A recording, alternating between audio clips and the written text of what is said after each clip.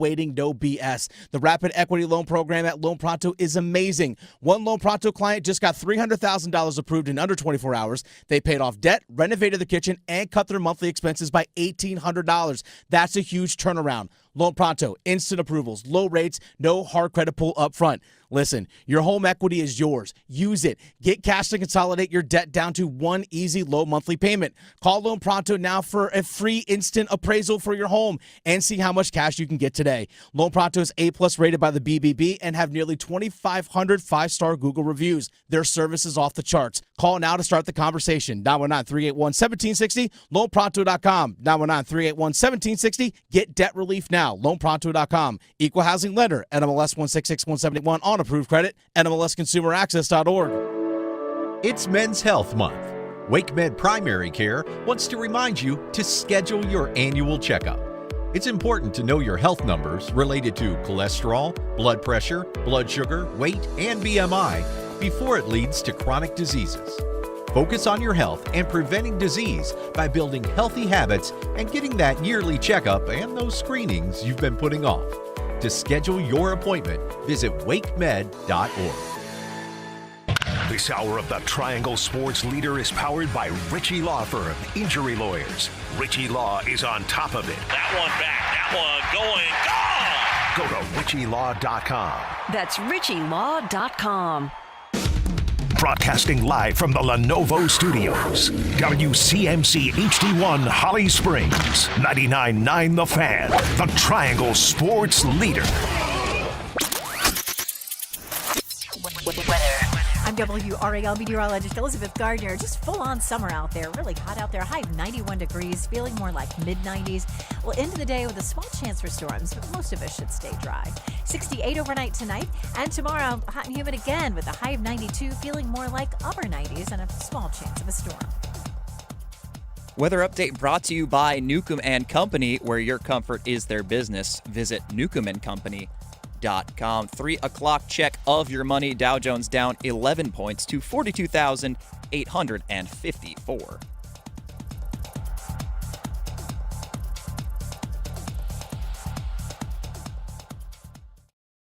Bryce in the pocket, steps up, eludes the rush, throws, end zone, caught, Adam Thielen, touchdown! He'll toss it that way to Hampton, and he is in. Touchdown, Carolina. Bailey, shotgun, snap left hashes, QB keeper, dives forward, touchdown, Bailey, his third of the night. Cooper faces up with 5 and 4, drives Davis, spins, waiting, fades away, and hits! Game over! Series over! Sebastian! The Drive with Tim Donnelly on 99.9 The Fan. The Drive with Tim Donnelly, 99.9 The Fan. On a Wednesday. Happy hump day, everybody. I'm Tim Donnelly. We have Max producing the show today. As we continue our shuffle of producers, Max will be with us for the entirety of the show. And there is an NBA Finals game tonight. Game 3. The thing that I respect most, I'm going to group 3 people together here that might on the surface not make sense, but I promise you they do. The thing I respect most about Sebastian Aho, Rod Brindamore, and Tyrese Halliburton, right? Local star of the hometown hockey team, the coach of the hometown hockey team, and the point guard for the Pacers who had a rough game too as the OKC Thunder tied it up. The thing that I love most about those 3, that I respect most about those 3, is that they can truly ignore what the public thinks of them, which is a skill. It is a skill to be able to either hear the noise and not let it get to you, or in order to completely block yourself out of hearing the noise and not have it just gnaw away at you. What are they saying? What are they saying? What are they saying? After their last game, the talk about Tyrese Halliburton, it was strangely deja vu-like for me. I thought we were in the Matrix because every conversation about Tyrese Halliburton was a conversation that we had about Sebastian Aho after a similar situation. Right? You lose a big game in a series, all eyes on you, looking to make it further than you've ever done. And the star didn't seem to shoot enough. The star didn't seem to be the I don't know, plutonic ideal, the utopic version of what we want a superstar to be. Right? When they lose a game, meaning the Canes, when they lose a game and you look at the stat sheet and Aho has 0 shots on goal or 1 or 2 shots on goal, it's the most frustrating thing in the world. And then you talk to somebody you trust about hockey, right? Somebody that knows the game inside and out, and they have all the yeah buts. You're like, gosh, Aho, 2 shots on goal. And they're like, yeah, but he was 72% in the faceoff circle, and he was tied for the team lead in hits. And did you see the stick work on that deflection that prevented a goal in the second period, and all of these other things he did? And you're like, yeah, I know. But my perfect version of a superstar either survives, sinks or swims, might be the better word. Either sinks or swims on their shot attempts. They're aggressive. They want the ball. They want the puck. And that's what everybody's been saying about Tyrese Haliburton for 3 days. From the moment it ended, right? He didn't take enough shots. He didn't want the ball. Why was he so passive in the first half? He doesn't want it. He doesn't want the game before, by the way. He hit a game winner to win an NBA Finals game. Kind of like Sebastian Aho having a series winner earlier in the postseason in double overtime, and then not 2-3 weeks later we're going, why doesn't this guy want the puck in the clutch? It just happens. And the reason why I'm saying the thing I respect most about these guys is that they ignore what the masses think about them. Is I'm going to give Pacers fans a little bit of a heads up here. I'm going to soften the blow for you because we've been through it with Aho a bunch. Haliburton isn't going to change. It's in their DNA. They aren't going to shoot 1,000 times in a game because then if they lose, it seems like they wanted the shot. Or they're not going to shoot 1,000 times in order to be closer to like the myths of Kobe Bryant and Michael Jordan. Right? Kobe Bryant and Michael Jordan, they always wanted the shot with the game on the line. That's the myth, right? The reality is Jordan passed it to Paxson. Jordan passed it to Kerr, right? The Kobe throws the oop to Shaq. Like the myth is they always want it. And if you lose and your star doesn't have a bunch of shot attempts, it's so frustrating. It's why I'm not even putting myself in any kind of doesn't happen to me category. I'm right there with everybody else. Sebastian Aho, he's a conundrum to me, and I'm just telling Pacers fans it's not going to be solved. It's in their DNA to make the play that they think in that moment is the winning play. Right? Whether it's them shooting or not, they will always go to the play that they think increases their chances of winning the most. What we all want be darned. What we all want is nothing that they care about, and that is a gift. That is a skill. That is a talent. It's the same thing I talk about with Rod Brindamore. Even when the decisions he makes are unpopular, and even when with 2020 hindsight, we feel like we should be able to go, ha, ha, ha, you were wrong and I was right. Rod, the next time he faces a tough decision, is going to believe what he thinks is the best. And the best example of this, and again, you can dance in 2020 hindsight all you want, is when he went with Scott Morrow over Alexander Nikishin. Right? In the postseason, he went Morrow over Nikishin. Morrow had a rough game. The next game, back with Morrow over Nikishin. If you play Nikishin in that situation, right, everybody's favorite prospect, the magic beans of talent, if you play Nikishin there and he plays awful, you know what we all do? I would have played him too. I mean, I don't know what you can't get mad at him for putting Nikishin in there. Maybe a little confirmation bias. Even if Nikishin plays awful, I still think if it's like the obvious thing to do, or think of it like a draft. Like when you are draft, like if you have the second pick in the draft, and there's a player that every analyst has mocked in the top 2, every analyst says is can't miss, you draft him, player stinks, the vitriol, the hate is a little less because it's like, hey, we all would have taken him too, right? Nobody gets mad.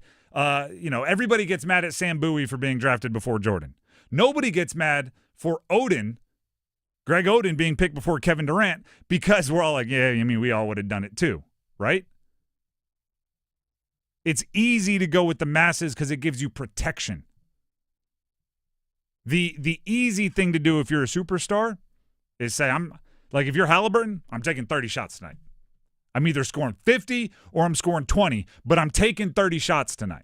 And then win, lose, or draw, you'll have Kendrick Perkins and Paul Pierce and on all of these former players in all of their new media endeavors, right? The Matt Barnes of the world, they'll all be sitting on their podcasts after tonight's game going, I'll tell you what, Halliburton wanted the ball in his hands, right? You got to live and die with your superstar. He'd almost be getting praise. He may have shot them out of the game. They may have lost the game because he shot it, but that's how it happens. Sebastian Aho has done it so many times. And actually, I'm sitting here saying like, oh, Matt Barnes and Kendrick Perkins. It would have been me for the Canes. Right? He has a game where he doesn't have enough shots on goal. I'm sitting there going, what in the heck is he doing? He has 7 shots on goal. I'm going, I love it. May have shot them out of the game. Right? May have not done it. It's just like our plutonic ideal of a superstar. So I'm softening the blow for the Pacers in giving you this. He's not changing. If he scores a bunch of points tonight, it's not because he thinks that's what a superstar should do. It'll be because that's how OKC played him. Right? The first, I talk about it, again, using Aho. The first period of Game 5 against the Panthers is my favorite version of Aho. Scored 2 goals, the pick 6, and then the second goal is actually the one I like the most because that was him being more aggressive. Like you intercept a pass and you're on a fast break. There was nobody up there for him to pass it to. The second one was a choice. It looked like Aho saying, I want it on my shoulders. Then he went back to being Aho for the next 2 periods. And I'm not saying it was good or bad. I'm just saying like being within a goal of a staving off elimination hat trick didn't change Aho into a shoot first, ask questions later superstar. If that doesn't change it, nothing will. Which is why, and we'll talk about it later in the show, I think you need to put a shooter next to him. Halliburton might be the same thing, right? You put like a Devin Booker type on the wing next to Halliburton, maybe that's what opens things up for him, and you go on a dynastic run.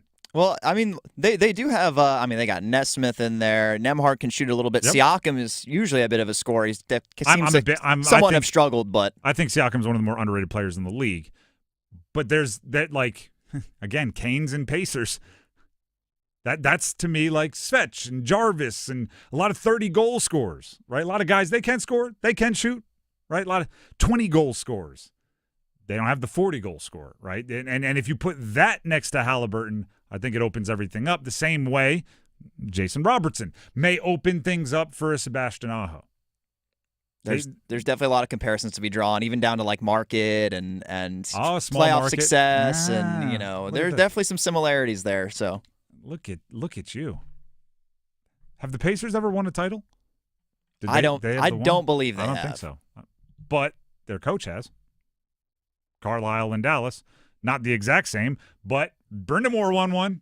Not the exact same, he was a player. But hey, we could keep going. The Drive with Tim Donnelly, 99.9 The Fan. I'm going to be watching. I'm going to be watching like through that lens, which is kind of crazy. I'm going to be watching almost going like, come on, fishy, when Halliburton has the ball. It's the similarities. It's all deja vu to me. The Drive with Tim Donnelly, 99.9 The Fan. Before we move on here, Tim Donnelly for Miller Lending. Miller Lending wants to make sure that you have the option to refinance, that you have the option to lower your monthly payment. And all you have to do is get a no closing cost loan, no cost loan from Miller Lending. no third-party fees. Zero means zero. I want to emphasize that. They don't just say, like, no closing costs, and then they add a closing surcharge. Like, it's not like costs got a better PR representative. No means no. Zero means zero. And the reason why I say you want the option to refinance is there's always this thought, right? If you get a mortgage, you have to wait a certain amount of time before you refinance because you just paid a bunch of money in closing costs and you don't want to do it again. That's just cash out of your pocket. Well, if there's a no closing cost loan, if you get a mortgage today, rates drop 2 points tomorrow, you get a new refi to lower that monthly rate the next day, no cash out of your pocket. It gives you more options. We all love options. The number to call for Miller Lending is 919-447-3377.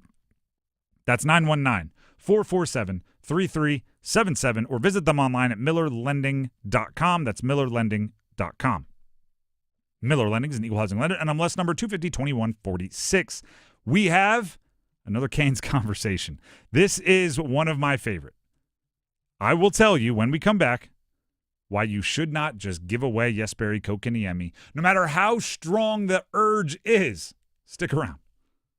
Golf's third major will be found on 99.9 The Fan.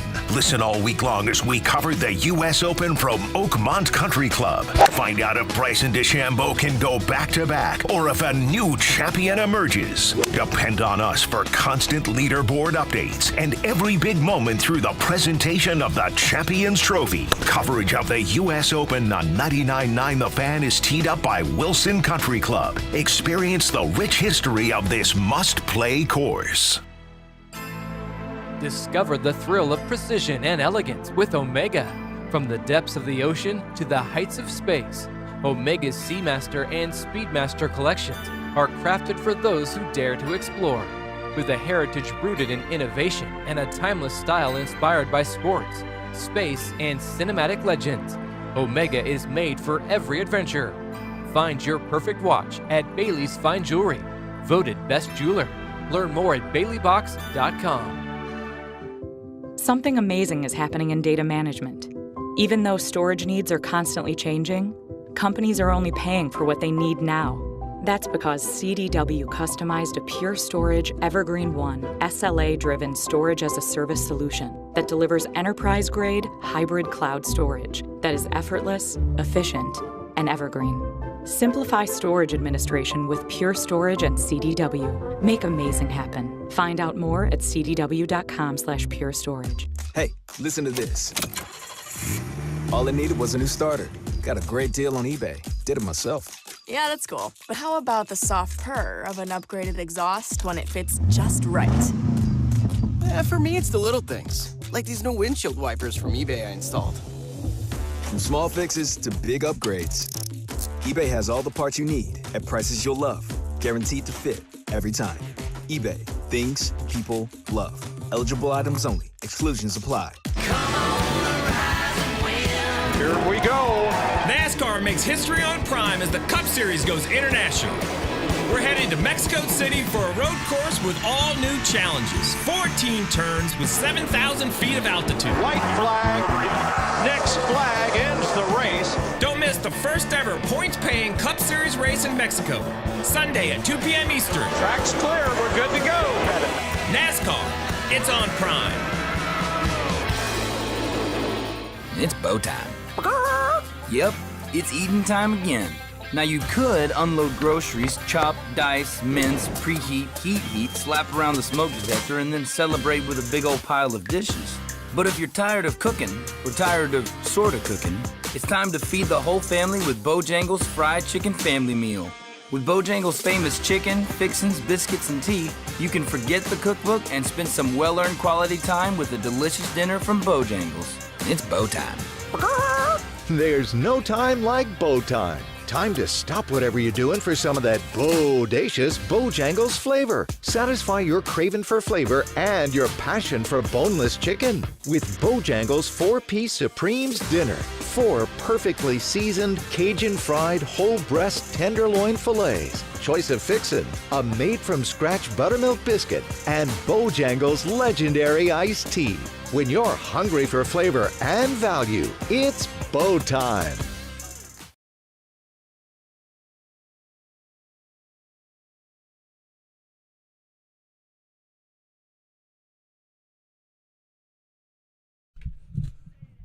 The Drive with Tim Donnelly, 99.9 The Fan. The future of Jesperi Kotkaniemi. I feel like just saying that name, Canes fans are like, I want him out of my house. Tell him to pack his things. This is probably going to go against your instinct, but hear me out. Don't give away Jesperi Kotkaniemi. I'm not saying don't move him. I'm not saying he has to be a Cane next year. I'm saying don't be so dead set on getting rid of him that you do something rash and don't maximize your value. Goal in X amount of games. The narrative is they kept trying to make him the second line center and it just never happened. The narrative is the frustration over the years for the Canes rather than, I'm talking like fan narrative, rather than what he actually is, which is he is an every game NHL player at a premium position. He is a center. Okay? You don't give those away.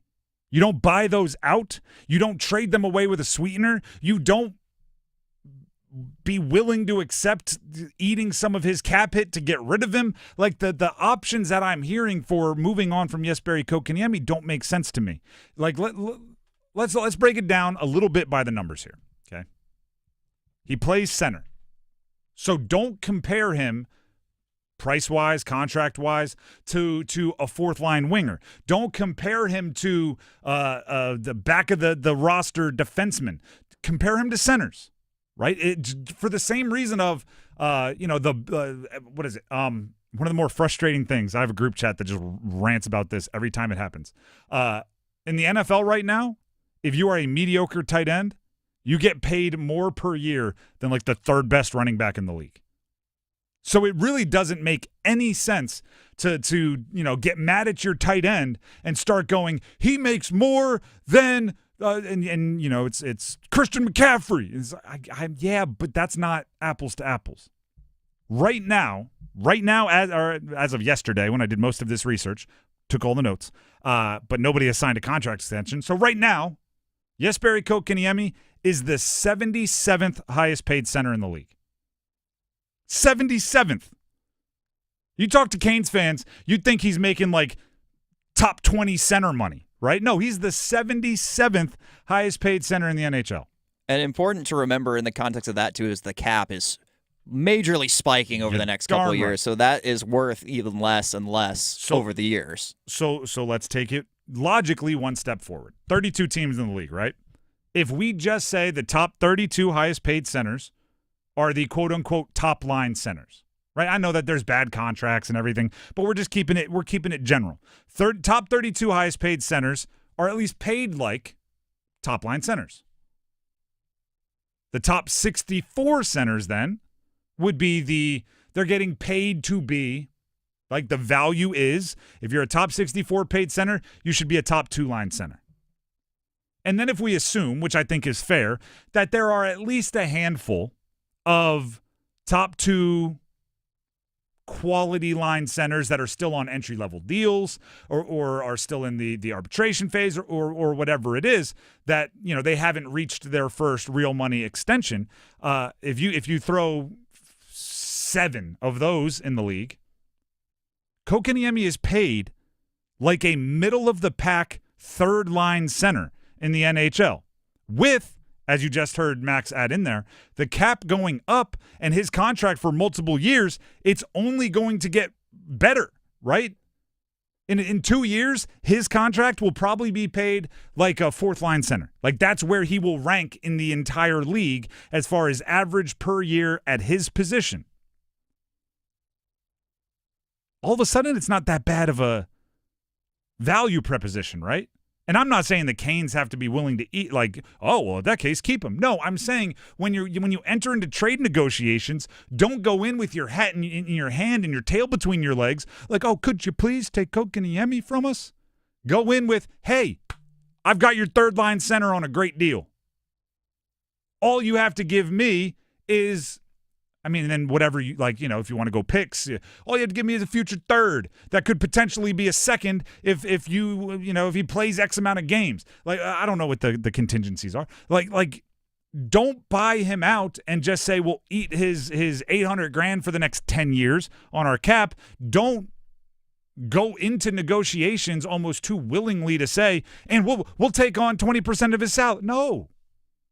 You can make trading him a priority if you think that he has outplayed or outlasted his time in Carolina, outworn his welcome. If you think just the way the narratives are, the memories that you have, the lack of him reaching his potential, his time is up in Carolina, fine. You can make trading him a priority. I'm fine with that. I'm not advocating for him to, continue buying real estate. Like, if he's renting, I'm telling, hey, keep renting, month to month if possible. But you don't win cups giving away value for free because you're just tired of it. If you have a piece that's worth 50 cents and you give it away for 25 cents, it's a bad franchise move. If you have a piece that's worth 50 cents and you give it away for 60 cents, you're catching up to whoever you're chasing. And oh, by the way, watching the Stanley Cup final, those two teams you are chasing. That was not it could have been any of us. Those two teams are better than you right now. Obviously, there's some percentage where you pull the upset, but I have a hard time saying that the Canes roster as it is constructed right now is as good as either of the two in the Stanley Cup final. Yeah, and to your point, the best teams are built on elite asset management, not making trades where you're on the wrong side of the value and things like that. And when it comes to Kotkaniemi, probably, ideally, when the extension was signed, they were hoping he would grow into that second-line center role. Hasn't really happened yet, but what he can provide, and as you mentioned, it's kind of similar in his pay range, is like he's right there as a middle-of-the-pack third-line center. But yes, the problem with that for him is the way the roster is constructed is that role's already filled by Jordan Staal, and he does it really, really well, and he has for many, many years. So in a world where he is sticking around until Jordan Staal, eventually retires, as he is kind of getting up there in age, like he would slot in there very well, I think, as a replacement as that third line center. But just as the way it's been constructed and the way, everything has kind of come together through the different trades and everything, it's just like the spot isn't there for the role that he can fill as a good defensive centerman. And this is why I think it's so important to get a second line center that is different than Kotkaniemi, that is quite frankly a gap better than Kotkaniemi and a gap more effective than Jordan Staal. Is the second line center has to be significantly better than Jordan Staal, so there's no temptation for Staal and that line to play all the second line minutes. Right now, if Kotkaniemi is your second line center, which at times a bunch of times you've tried, right? If he's your second line center, it's just too easy to go, give all those minutes to Staal because you know what you're going to get. The second line center has to be a step above all of that. So again, I'm fine moving on from Kotkaniemi. Part of me thinks, and this is just, probably 20/20 hindsight. Part of me thinks the only reason Kotkaniemi is here is because the Canes wanted to send a shot to Montreal with an offer sheet, and then it spiraled to where we are today. If you want to cut your losses, just don't do it for a free bargain. Just don't do it get a pick back and have somebody take on the entire salary. Get a young player or get a grinder. Get something that allows you more flexibility as a franchise. Don't make it more difficult for yourself just to get a guy off your roster. And that isn't like if he were, an active cancer to the locker room. That like if it's addition by subtraction, that's one thing. By all accounts, that's not it with Kotkaniemi. And I think more than anything, it would be good to get some consistency at that position. It has been kind of a revolving door. Some people are actually talking about it in our YouTube comments right now. Be sure to subscribe, 99.9 The Fan. They're discussing, Kotkaniemi had a bit of a short leash at 2C. Rosovic filled in there for a little bit. You do kind of want some consistency there, so your guys can get some line chemistry as well. And the Hurricanes, it's no secret they like to shuffle the lines around a little bit, and maybe a little consistency there would help build a little chemistry and help kind of solidify things on that second line. And that is, by the way, a deal with a fresh start. Like, he has a short leash. He does. That's that. And by the way, that was earned over the last 4 years or whatever it's been. Like, he has earned a short leash. Going to a fresh start somewhere else, none of that history translates with him, right? Rod right now, I'm sure, in big moments he has flashes of, oh, remember that time he did this. Remember that time he took that penalty. Remember that time he turned it over. Remember that time. Other coaches, let them take the player for what is a reasonable salary, as ridiculous as that sounds, and get something back.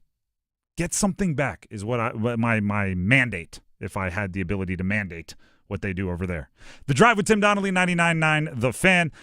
We will move on, but I will come back later in the show with my pie-in-the-sky dream for what the Canes can potentially do this offseason.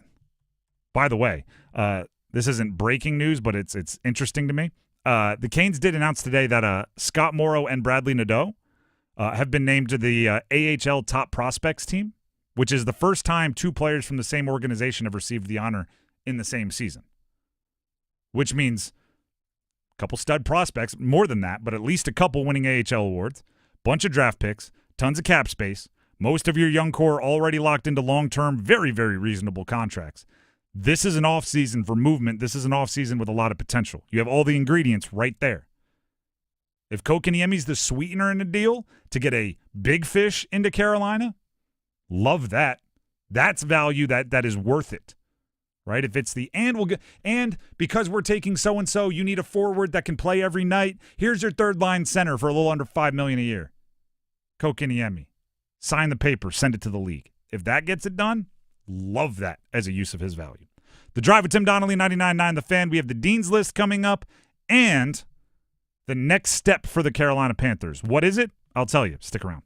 Dennis Cox here for my friends over at Law Tigers. One of the things we love about sports is being part of a community.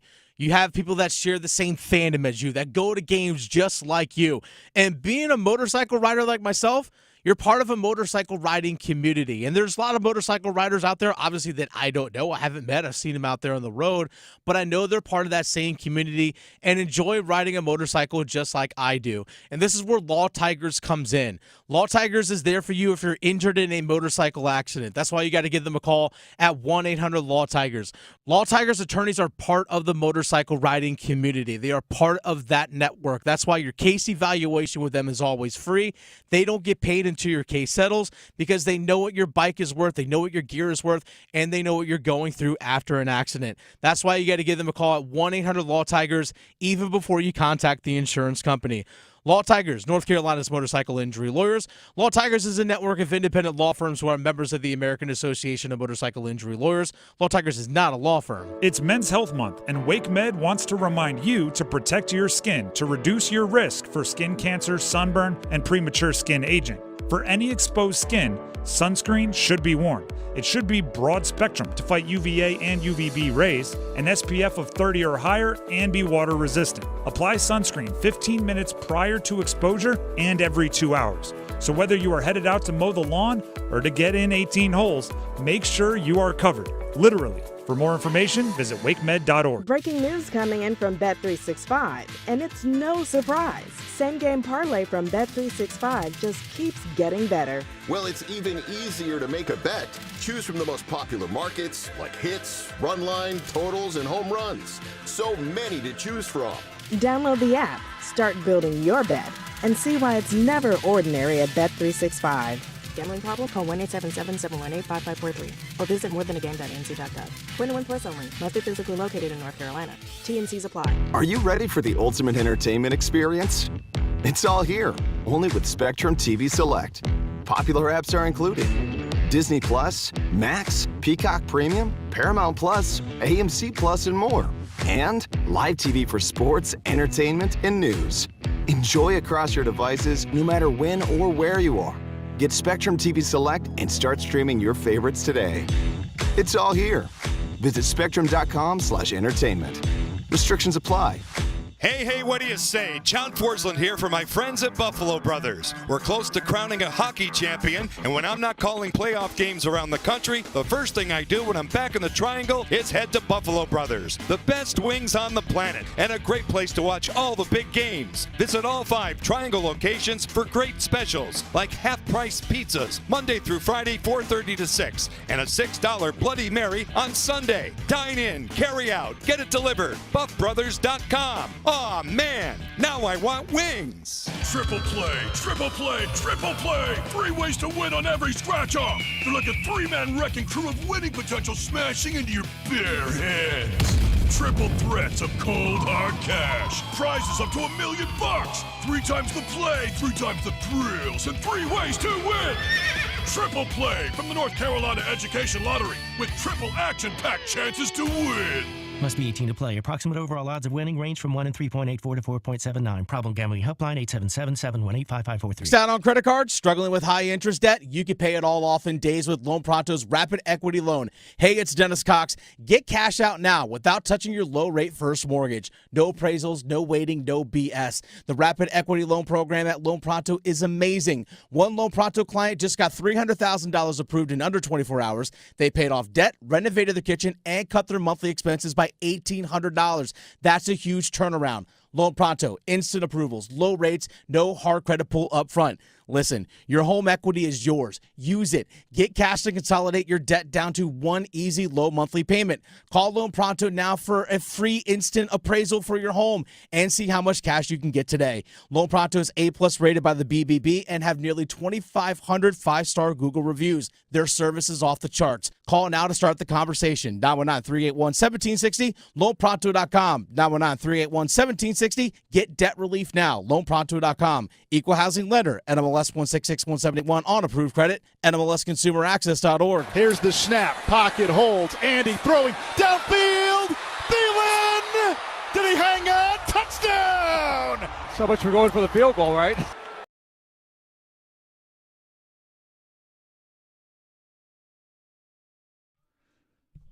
The Drive with Tim Donnelly, 99.9 The Fan. I have what I think is the next step, and I don't mean the next step that they can do, like the next. This is a weird way to put it.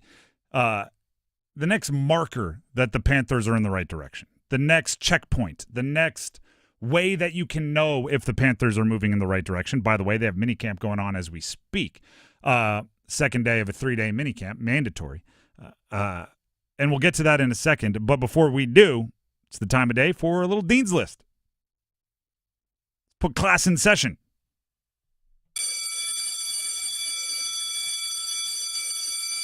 This is where we highlight those. We give a little extra praise, a little extra accolades to those in the college sports world, somehow related to college sports. I deserve a little extra.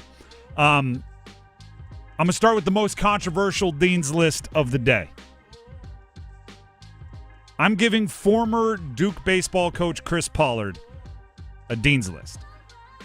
Now Chris, he left within 24 hours of Duke's season ending in the Super Regionals to Murray State to take the UVA job, which is brutal. And you may be going, why in the world would you give somebody accolades for leaving the Triangle? You tout local, and that is true.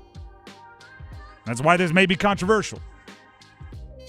But I also think you need to acknowledge how much better he left Duke than he found it. There is just a certain amount of, you look at like winning seasons in the conference, pre him getting there, post him being the coach, it's night and day. And while the immediate is going to be rough, there's going to be transfer portal announcements. There's already been a bunch, and there's going to be a bunch of them. I am certain of it that commit to UVA, and it's going to feel like betrayal. And they had the 12th and 13th rated recruiting classes in the next 2 incoming recruiting classes, and that's going to go down. I'm sure there's going to be decommits. There's going to be all of that. The fact is, the program now has more prestige, and the job for the next guy is easier because of what Chris Pollard has proven can be done at Duke.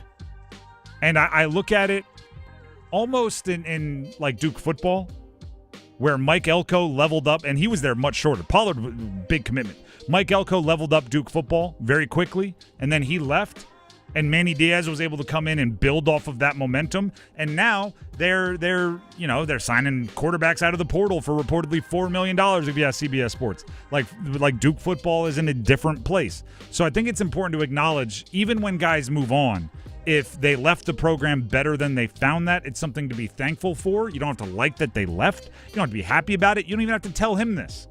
Right? You don't got to write him a note, handwritten thank you notes. You don't have to do any of that. But it's worthy of a little bit of praise. And then my next baseball Dean's List is going to be even more controversial. I have to give a Dean's List to Murray State, who eliminated Duke. I did not know anything about Murray State baseball when they started playing Duke, other than they were the 4 seed and they were a long shot. They did well in their conference. I have some fun facts about Murray State baseball for you. Hit me with it. I saw the picture of their stadium. Their stadium holds 800 people, and they don't fill it. Like, they're playing in front of like 600 people. That's even like Duke had to go in and put like temporary seats. They had to, just to host the Super Regional, they had to do a lot of work to make their stadium big enough. Murray State might as well build a new stadium if they had to hold 4,000 people. Their players, if Murray State's playing a home game and it starts to rain and the umps put it into a delay,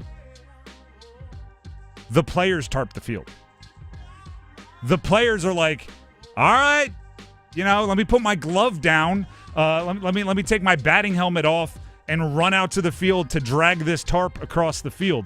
They do, like, this is a different level of financial commitment than the rest of the country. Their head coach, Dan Skirka, literally cuts the grass. He is the head coach of the program / groundskeeper, / turf management expert. He's out there which, by the way, does a great job. He can do all like the pictures in the outfield, the cool designs and everything. Takes it seriously, which is even more impressive. Max, I have the coaching salaries of the head coaches for the 8 teams in Omaha.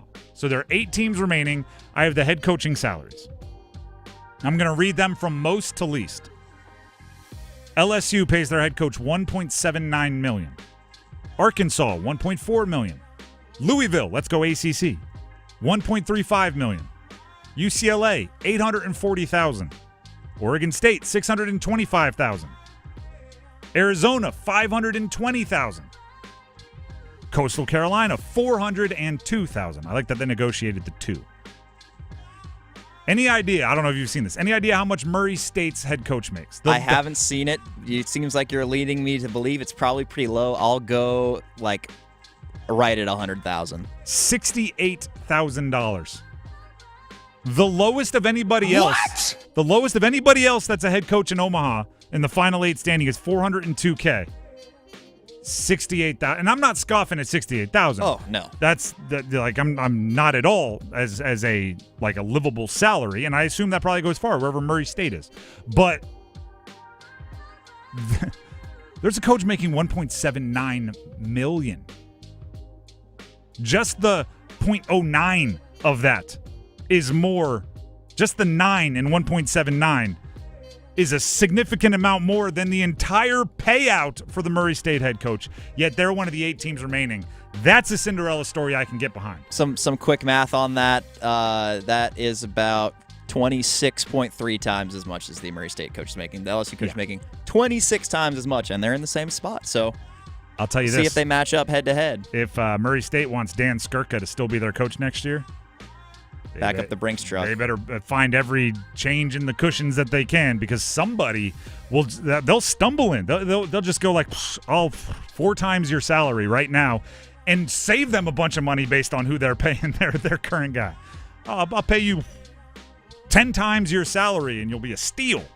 So Murray State better find a way. Do you have some Dean's Listers you want to throw on there, Max? I do. Especially this week, it seems, as the whole basketball transfer portal cycle is kind of wrapping up. A lot of love being given to Will Wade at NC State. There was an article in CBS Sports yesterday ranking the rosters for the 13 first-year head coaches, or coaches at new schools. NC State, Will Wade got the lone grade of A from David Cobb over there at CBS Sports. And then earlier today, Jeff Borzella and Myron Metcalf over at ESPN released a kind of transfer portal wrap-up. Winners, I would say winners and losers, but it's mostly just winners. Hey. And NC State, again, gets a lot of love. Myron Metcalf lists Darian Williams as the best transfer portal pickup, best single-player addition, as well as NC State as the biggest surprise in the cycle, while Jeff Borzello listed NC State as the team that went from below to above 500 with its portal additions. So lots of love being thrown around for the local team here, the NC State Wolfpack. I'm sure their expectations are quite high. I mean, Will Wade did guarantee a NCAA tournament appearance this season, so hopefully we'll see if that comes to be. Yeah. It is the reason why everybody was so excited about Will Wade is he did seem like, of all the new coaches, the most like just add water kind of meal. Like, he showed up ready-made, knew what he wanted to do, had just taken over a program, built it through the transfer portal, almost did like a dress rehearsal of what he's doing at NC State at McNeese State. So it wasn't, let me figure out the best way to attack this. It was, let me hit the ground running, and then he executed pretty darn well. Last one here for the Dean's List. Off-season football motivation for the Triangle. ESPN put out a list, right? Because as baseball winds down and obviously the NHL Stanley Cup playoffs are winding down and the NBA finals are getting to their conclusion, everybody's eyes are towards football. They ranked in a power rankings version all 68 Power 4 football teams. There are 68 power conference teams. 68 of them, they were ranked 1 to 68. Duke was 34th. State was 42nd. UNC was 44th. That's, again, you can go look at who's above them and below them. Washington, I think, was right above Duke. There's teams mixed in there, whatever. Duke is 34th out of 68. They are one spot above being a bottom half Power 5 team in these rankings. State and Carolina are picked to be bottom half of the Power Conference teams. That's got to be motivation. That's got to upset you. That's got to be fiery passion from players, coaches, and everyone. Bottom half? It's one thing if you're like, oh, it's SEC bias. They're going to put them so much higher. It's another to say bottom half, and that includes Big Ten, not just the top Big Ten. That's not just like Ohio State, Michigan, Penn State. That's Northwestern and Illinois and Maryland. And Rutgers and Nebraska. Like, all of those are mixed in there. You're bottom half. That's what people think of you. Like, bottom half? I mean, I don't know, based on other than Duke, who had a pretty decent season last year, based on results, Carolina and State, I'm not even, are they necessarily wrong? I'm not so sure. That would be, I'm not even saying they're wrong. I'm saying if I am in any of these locker rooms, that is unacceptable. And I know it's all, the only opinions that matter are the ones in this locker room. Gotcha. Outside things can be used as motivation. If I'm the strength and conditioning coach, I'm putting 44th on the back of the shirts I give them to work out in this weekend at UNC. Right? 44th. That's what they think of you. Anyway, that's the end of the Dean's List. Let's go ahead and dismiss class real quick here. Can we get the bell? The bell doesn't seem to want to ring. All right. Bell doesn't dismiss you. I dismiss you anyway. So class is dismissed. I promised you just a few minutes ago here on The Drive with Tim Donnelly on 99.9. There it is. There's the bell. I was just early. I promised you earlier here on 99.9 The Fan, the next marker for the next checkpoint that shows the Carolina Panthers are going in the right direction. Right? Because, I know there is a contingent of you out there that believes every season is championship or bust. And every season is you either win the championship or you're disappointed and you're mad and you want to throw things at your TV and punch holes in your wall. I am of the belief that you should always be striving for a championship and that you should talk about it and you should go get the ring. But also you'll drive yourself crazy if there aren't little checkpoints along the way that you can celebrate, right? If there's not little marks of progress. Sometimes I call them mini goals. Sometimes I call them side quests. Sometimes I don't name them. But here's the next step. And you can get there quickly. Washington did it last year in about a year. The next step is to have free agents and or veterans, maybe people that are demanding a trade from another team, that have no connection to the Panthers, wanting to play for the Panthers. Another way to put it would be if, because I'm all about NHL trades right now. I'm playing the entire trade calculator game to get guys to the Canes. If somebody were to have like a 10-team no-trade clause in the NFL over the last 10 years, almost all of them, I nearly guarantee, would put on that 10-team no-trade, don't send me to the Panthers. Don't send me to Carolina. Don't send me to the Panthers. The next step for the Panthers is when somebody has options or a veteran is bought out and is like, you know what, I want to go play for the Panthers. Earlier this week, Germaine Pratt, this is why this all kind of bubbled up to me. Earlier this week, Germaine Pratt, who played his college football at NC State and had 140-something tackles with the Bengals last year, just a tackles machine. It was revealed that he was going to be released by the Bengals. And, of course, anytime a player is released anywhere in any league, if they're a good player, every fan base immediately goes to, do we want this person? Should my team get after this person? And one of the first things I heard from everyone was, Panthers might have a chance because he's from North Carolina and he played at NC State. Maybe he wants to come home. And I went, okay. And then earlier this week, even before that, Jair Alexander, a corner that's had some really, really good years with the Packers. It was revealed he's being released by the Packers. And the same conversation happens, right? A good player gets released, and you start running through your team like, oh, should my team be interested in that? And the Panthers, oh, they need secondary help. Maybe they should go after Jair Alexander. And what did everybody say? And he's from the Charlotte area. He's from North Carolina. Maybe he wants to come home. And I'm not saying you don't use those advantages, right? I'm not saying you don't, if you have a connection, you don't use them.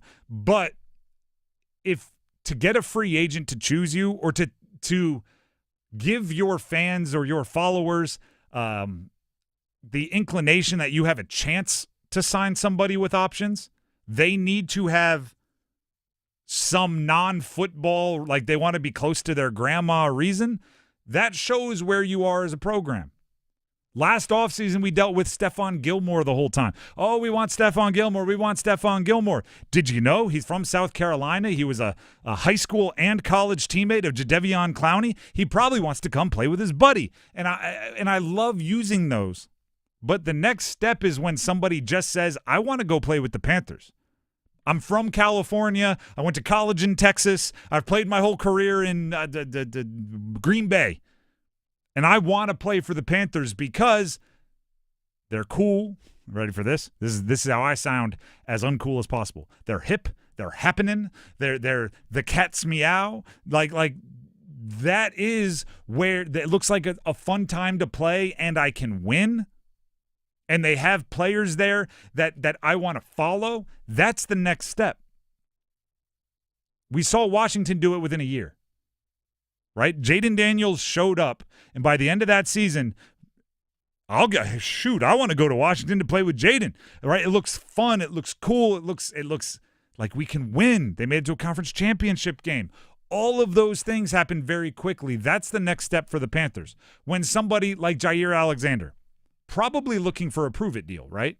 Probably looking for 1 year, $5-6 million with incentives up to 10 or 11, right? They want a prove-it deal that they hope to hit all their incentives and then go back into the market next offseason after a really good season and make a bunch of money. If somebody out there who isn't from Carolina, who didn't play at State, whose parents don't live in Mooresville, right? When somebody that is out there and says, I'm looking for a 1-year prove-it deal, and I'm going to tell my agent the Panthers put me in the best position to prove myself and set me up for a big contract next year. That's the next sign. Where you hear somebody say, a veteran on a bad team, yeah, it just wasn't working out, so we've mutually agreed that it's best to pursue other options. My agent's working on the buyout, and I'm working to work myself to a contender. I told my agent to call up the Panthers, see if they can use me. When that is being said, That's the next step for the Carolina Panthers. And maybe Bryce has to be cooler. Maybe he has to be more trendy. Maybe Dave Canales has to be more Pete Carroll-y. There are teams that just guys want to go play for when there's not the outside the factors. Right? When it's not like, I grew up eating a cookout every Sunday with my grandpa. I want to go somewhere where cookouts exist. Like, if you have that, use it. Don't get me wrong. Like, don't. I'm not saying if somebody shows up, I have a Carolina Hurricanes tattoo on my back. It's like, well, then you should play for the Panthers. Use that to your advantage. But the next step or the next marker, the next checkpoint that shows the Panthers aren't just taking a step from the, they're no longer in the dungeon of the league. They're now, on the stairs up out of the basement. When they're actually like, hey, we're a penthouse organization is when people want to start being a part of the climb. Adam Thielen, ironically, was on Sirius XM. Now he's a little different because when he came to the Panthers, he was playing for his buddy Frank Reich, and it was a whole thing. But he did choose to come back to the league, right? He can retire anytime he wants. And he told Sirius XM Bryce was the reason he wanted to return. The way that he handled adversity, the way that he came back, and the way that he kind of took ownership of, this is what I need to do to help this team be successful, and I'm going to do it to the fullest of my ability. And for him to go out and do that week in and week out when he kind of came back and just continue to just exponentially grow and help this team, that's a big reason why I'm coming back and excited to be here. Bryce Young. I think for the reason to be Bryce Young, and then the reason is that guy went through some bad stuff and was still working hard. That might not be the ideal pitch, but hey, whatever it gets to get Adam Thielen back out there, obviously he's a nice safety blanket for that offense. The Drive with Tim Donnelly, 99.9 The Fan. We have football at 4 coming up next, and we're actually going to hone in on that. Bryce Young. A lot of positive news out of minicamp. Everything the guy does he's got the Midas touch. He's trash talking with the defense. Is anyone else nervous? I'll tell you why I'm nervous. Stick around. Champions are crowned in June. The NBA Finals. 2 extra passes. Caruso for 3. Buries it. Great ball movement for Oklahoma City. The Stanley Cup Finals. Pass it across. It's broken up. Here's a break. Bennett in. Scores! He roofs it. He went backhand, forehand. 4-1 Florida. The U.S. Open and the College World Series. Your home for championship action all month long. 99.9 The Fan, the Triangle Sports Leader. Here we go. NASCAR makes history on Prime as the Cup Series goes international. We're heading to Mexico City for a road course with all new challenges. 14 turns with 7,000 feet of altitude. White flag. Next flag ends the race. Don't miss the first ever points-paying Cup Series race in Mexico. Sunday at 2 p.m. Eastern. Track's clear. We're good to go. NASCAR. It's on Prime.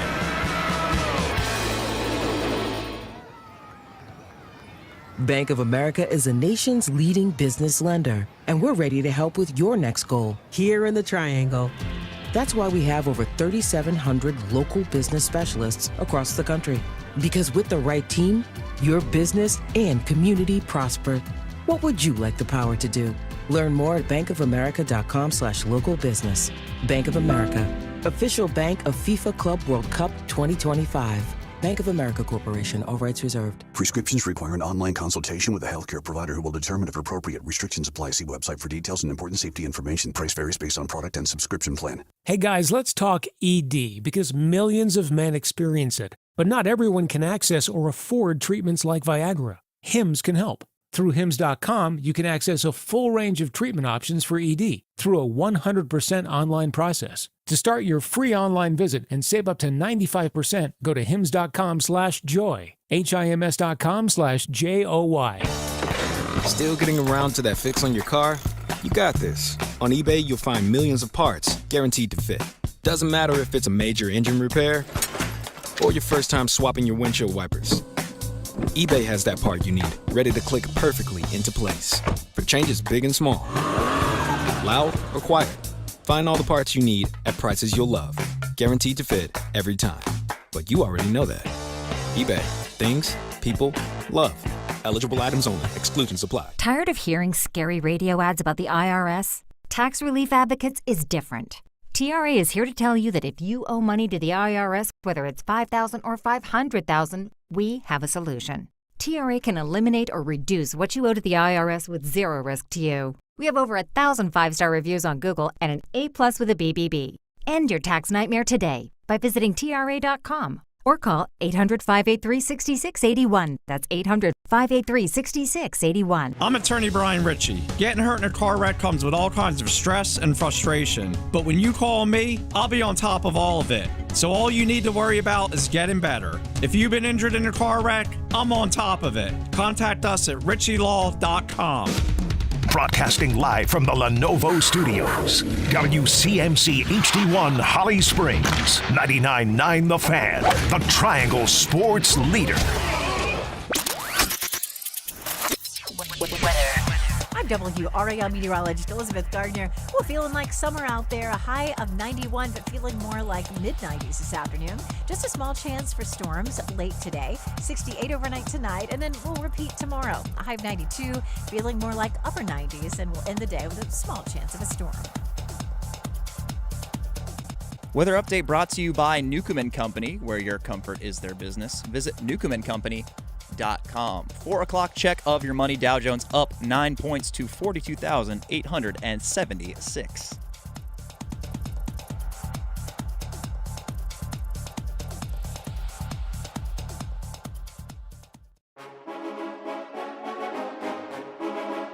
Let's move the chains. Time for football at 4. The Drive with Tim Donnelly, 99.9 The Fan. It is time for football at 4. I'm nervous for Bryce Young. I'm nervous. And admittedly, when it comes to quarterback play, especially assumptions of quarterback play, I do tend to be more skittish than most. I've played the position. I played it at the University of Delaware. Definitely not the NFL. But I think I have an appreciation for how hard it is. Okay, because of maybe that's it, right? I know how hard it was at the University of Delaware, so I can't imagine how hard it would be going up against the best of the best of the best. So as soon as certain things start happening, my antennas go up probably a little earlier and maybe a little bit more aggressively than most. But one of the things that scares me is when the myths come before the production. There's one thing for after a guy's an MVP or after a guy wins a Super Bowl or after a guy is a multiple-time Pro Bowler, suddenly you start hearing the myths, right? About how in 8th grade they asked their coach if they could walk in and watch more film before school, or the myths of how competitive he is and how he never lost a ping pong match in the locker room, and the one time somebody beat him, he made him play 15 more times to beat him over and over again. Like when the myths start becoming before the production, I get nervous because it feels to me like people are trying to convince themselves of something. Bryce Young, and I only know this because everybody said it. Local news up in Charlotte, the beat reporters in written form at ESPN, at The Athletic, in social media. I couldn't turn anywhere after yesterday without hearing Bryce Young talk trash to the defense. He's a completely new player. Bryce Young, a little polite, always says the right thing, almost Russell Wilson-ish with the media. Bryce Young trash talked. Even J.C. Horn was asked about it. J.C. Horn, the $100 million corner for the Panthers, talked to the media about Bryce talking more trash. Yeah, he talking way more this year. He talking trash every day. It's getting fun. He came up to me out of practice today and told me he gonna stop going back and forth with me though. He said I just be talking, so I don't think he could take the heat. So he gonna stop talking to me. Oh, he's talking trash. Which, by the way, we'll address that last part, right? Going up to the guy you're talking trash with after practice and saying, I'm going to stop talking trash with you. So interesting maneuver. Here is, according to the ESPN article, part of the trash talk that took place. J.C. Horn, who you just heard from, $100 million defensive back, all-pro, overheard the play call, the offense's play call. And then he told the rest of the defense what the play was going to be, all the way down to what routes were going to be run. Typically, this is it now. From this point, I'm just going to read the next sentence directly from the ESPN article. The typically mild-mannered, soft-spoken quarterback got animated, yelling at Horn that he shouldn't do that, saying, "Y'all should believe in yourself and not have to resort to such things." It went on for more than 10 seconds. Now I'm going to stop reading from the article.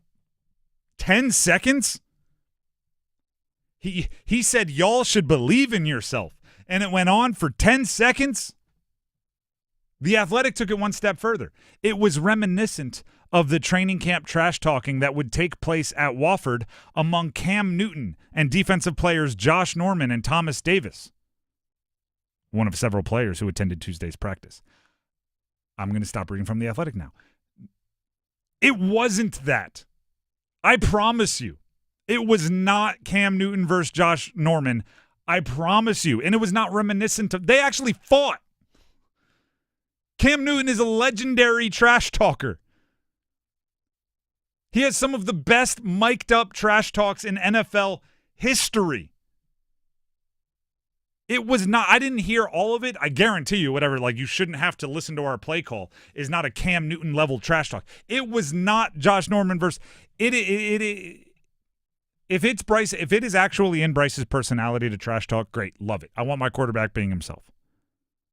If he is trying to be something he is not, bad. I hate it. I do not want the quarterback being someone he is not.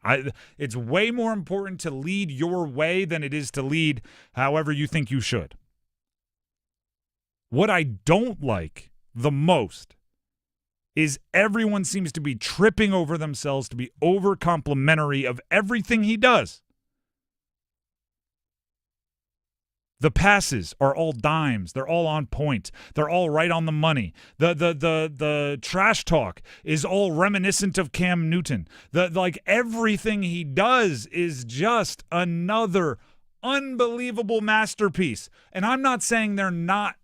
Right? I'm not saying the pass was off target. I'm not saying it wasn't a dime.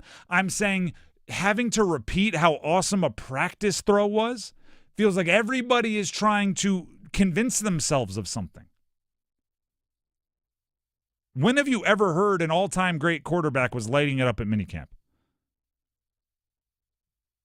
Or when have you ever heard this many people say it? Like, obviously, the social media teams are putting out, like, look at this dime from Mahomes, and they played in slow motion. Like that's happening. But when have you heard Josh Allen or Lamar Jackson or any of these guys are just, oh my goodness, it's unbelievable what he does against the defense when everyone's wearing helmets only? There are no pity likes in professional sports. I like to, and I think most people naturally reserve praise until the production calls for it. Or else it seems like everyone is trying to will it into, like, speak it into existence. I do that on the show, right? Every once in a while, we'll get a ladder challenge pick or a first goal scorer, and I'm just like, Svetch, I think he's going to score first. Not because I actually think he is, but I really think he needs a goal, and I'm just going to speak it into existence. If that is the way everybody is talking after a minicamp practice, my antennas go up.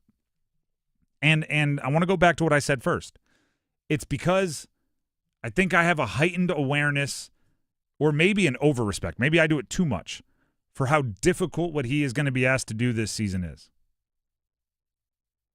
And how much falls on his shoulders. This season's success or failure, more so than on anybody else, falls on Bryce Young's shoulders. If he plays great, like if he walks out there and he's a top 10 quarterback this year, the sky is the limit for the Panthers. If he plays bottom 10 football, the floor is really low for the Panthers. And I don't want to set expectations as if they're going to be great or as if he's going to be that top 10 guy or as if he's going to be the quarterback we saw in the Falcons game at the end of last year in every game because he trash-talked J.C. Horn in minicamp. And that shows some kind of a mental switch. Especially when, if you pay attention to the message he's actually putting out there, there's articles in GQ where he's quoted. There was the speech that he gave at his youth camp. When he's involved in these conversations, he's talking about meditation. He's talking about deep breathing. He's talking about these other sports psychology things that he employs to get himself into the right mind space. That's not the fiery, edgy guy that everybody else is trying to pass to us. Which, by the way, I don't have a problem with either one. I've played with athletes that are smiling on the sidelines, and they're great athletes. I've played with athletes that are mean on the sideline, and they're great athletes. I've played with athletes that trash talk. I've played with athletes that don't say anything. I don't think there's a right way to do it. I think there's the right way for you to do it.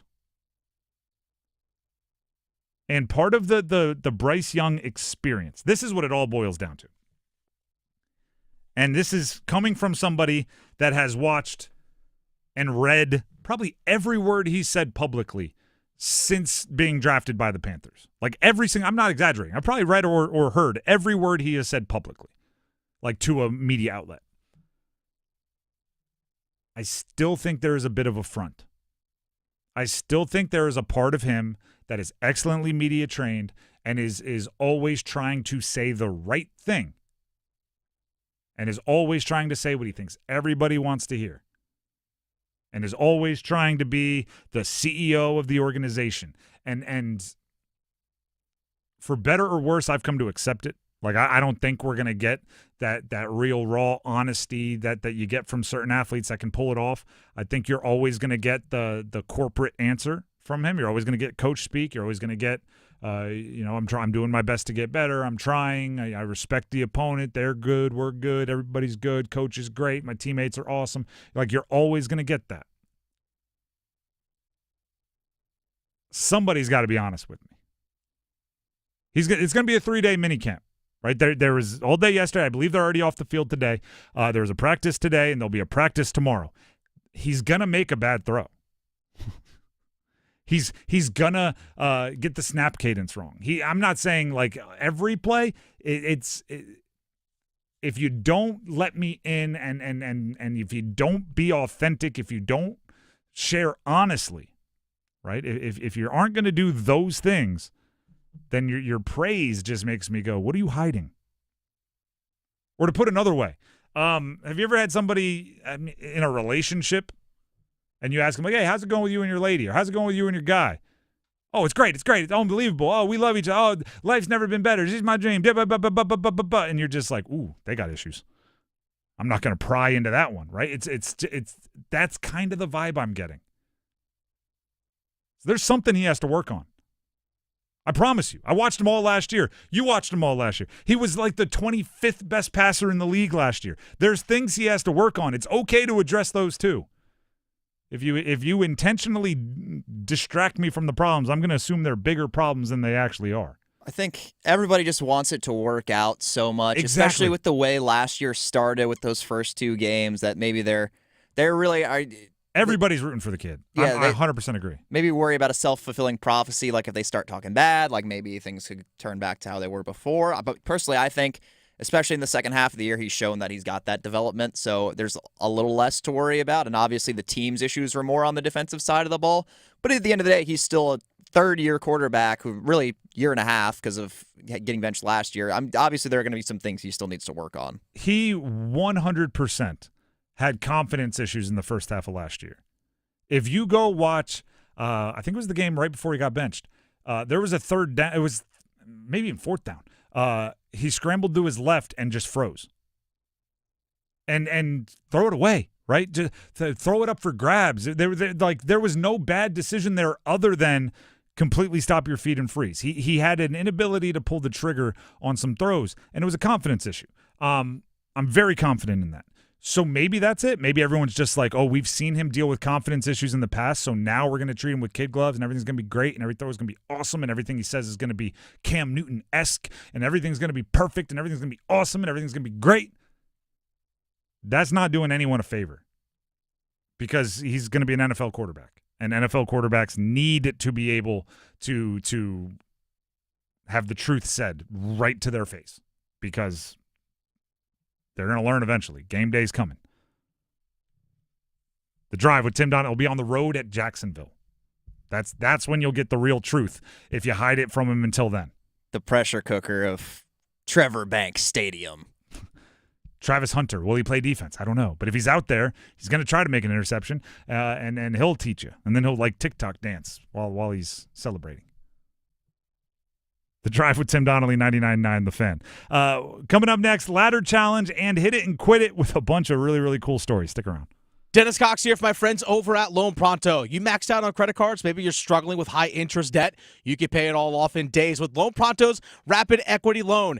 Get cash out now without touching your low rate first mortgage. No appraisals, no waiting, no BS. The Rapid Equity Loan program at Loan Pronto is amazing. One Loan Pronto client recently got $300,000 approved in under 24 hours. They paid off debt, renovated their kitchen, and cut their monthly expenses by $1,800. That's a huge turnaround. Loan Pronto, instant approvals, low rates, no hard credit pull up front. Listen, here's the thing. Your home equity is yours. Use it. Get cash to consolidate your debt down to one easy low monthly payment. Call Loan Pronto now for a free instant appraisal for your home and see how much cash you get today. Loan Pronto is A+ rated by the BBB and have nearly 2,500 5-star Google reviews. Call now to start the conversation. 919-381-1760, loanpronto.com. 919-381-1760, loanpronto.com. Equal housing lender, NMLS 1661781 on approved credit, NMLSconsumeraccess.org. Champions are crowned on 99.9 The Fan. Hartenstein to the rim for Holmgren, who grabs and flushes. Basketball tonight. Indiana, Oklahoma City. The NBA Finals. Oklahoma City, all cylinders working tonight. Game 3. Tip-off at 8:30 on your audio home for the NBA Finals. 99.9 The Fan. The Triangle Sports Leader. And the Oklahoma City Thunder again bounce back after a loss in the postseason. Heineken Silver is a world-class light beer with only 2.9 carbs and 95 calories. It keeps things light and refreshing all year round. It's like rain showing up to cool things off and then politely leaving. It's like cracking open a window and nailing the cross breeze. So, as we move into the warmer weather, grab a crisp and refreshing Heineken Silver and taste the difference. Only 2.9 carbs and 95 calories. Available at your local Heineken retailer or for delivery at Heineken.com/silver now. Must be 21 plus to purchase. Enjoy Heineken responsibly. It's bow time. Yep, it's eating time again. Now you could unload groceries, chop, dice, mince, preheat, heat, slap around the smoke detector, and then celebrate with a big old pile of dishes. But if you're tired of cooking, or tired of sorta cooking, it's time to feed the whole family with Bojangles Fried Chicken Family Meal. With Bojangles' famous chicken, fixins, biscuits, and tea, you can forget the cookbook and spend some well-earned quality time with a delicious dinner from Bojangles. It's bow time. There's no time like bow time. Time to stop whatever you're doing for some of that bodacious Bojangles flavor. Satisfy your craving for flavor and your passion for boneless chicken with Bojangles 4-piece Supremes Dinner. 4 perfectly seasoned Cajun fried whole breast tenderloin fillets, choice of fixin', a made-from-scratch buttermilk biscuit, and Bojangles legendary iced tea. When you're hungry for flavor and value, it's bow time. Want to score points with your boss? Recruit RoofWorks to your building maintenance team to handle your commercial roofing needs. Hi, this is Holly with RoofWorks. We've helped hundreds of Triangle businesses with their commercial roof maintenance, repairs, and if necessary, total replacements. Our pros come to your site, assess your roofing needs, and then give you a range of options to fit your budget. And we'd love to work with you. For roof maintenance and repair, contact us today at roofworks.com. That's roof, WERKS.com. If you need to hire, it seems like the whole process can be exhausting. You search resumes, wait for the right candidates to apply, set up initial interviews. It's a lot of time and work. Well, what if you could meet with qualified candidates for your job the very next day? Now you can with Zip Intro from ZipRecruiter. And right now, you can try it for free at ZipRecruiter.com/free. Zip Intro is super easy to use. You simply pick a time, and it does all the work of finding and scheduling qualified candidates for you. Then you can choose who you want to talk to and meet with great people on back-to-back video calls as soon as the next day. Best of all, you save time and energy. Try Zip Intro for free right now at this exclusive web address, ziprecruiter.com/free. Zip Intro. Post jobs today, talk to qualified candidates tomorrow. Once again, go to ziprecruiter.com/free to try it for free. That's ziprecruiter.com/free. Halliburton looking. Halliburton driving, pulls up, jump shot. It's good! It's good! With 0.3 of a second remaining. Timeout, OKC. Tyrese Halliburton does it again. The Drive with Tim Donnelly, 99.9 The Fan. I wonder if there's been a player who has risen as high as Halliburton did in Game 1 of a Finals, only to be as low as Halliburton was treated after Game 2 of a Finals. That game winner, like, he became a top 10 player in the league, and then after Game 2, it's like, I don't know, should they make him a highest paid player? Should they? Can he be the focal point of a team? So, well, he did get him to the finals. Either way, the Drive with Tim Donnelly, 99.9 The Fan. Once again, we're shuffling through our producers a little bit, so we have a special version of the Ladder Challenge. This is version of the Ladder Challenge. Whenever we have these fill-in producers, Max stepping in today. We had Graham yesterday. We're doing one-day ladder challenges rather than monthly competitions. We each get 3 $10 bets, whoever makes the most money. So if you lose all 3, you have 0, and you go up from there. If you have whoever has the most money, and I guess, I don't know if I've given you this option, Max. If you really, really think I am a bad gambler, I think you should be able to choose to just sit on your 30. Like, if you want to not make a bet and just guarantee you have some cash tomorrow, you can do that. But 3 $10 bets is the way we keep score. Whoever has the most money tomorrow when the show starts is the winner. I believe I beat Graham yesterday, but we'll wait till he's next time on here to talk about that. Max, what's your first bet?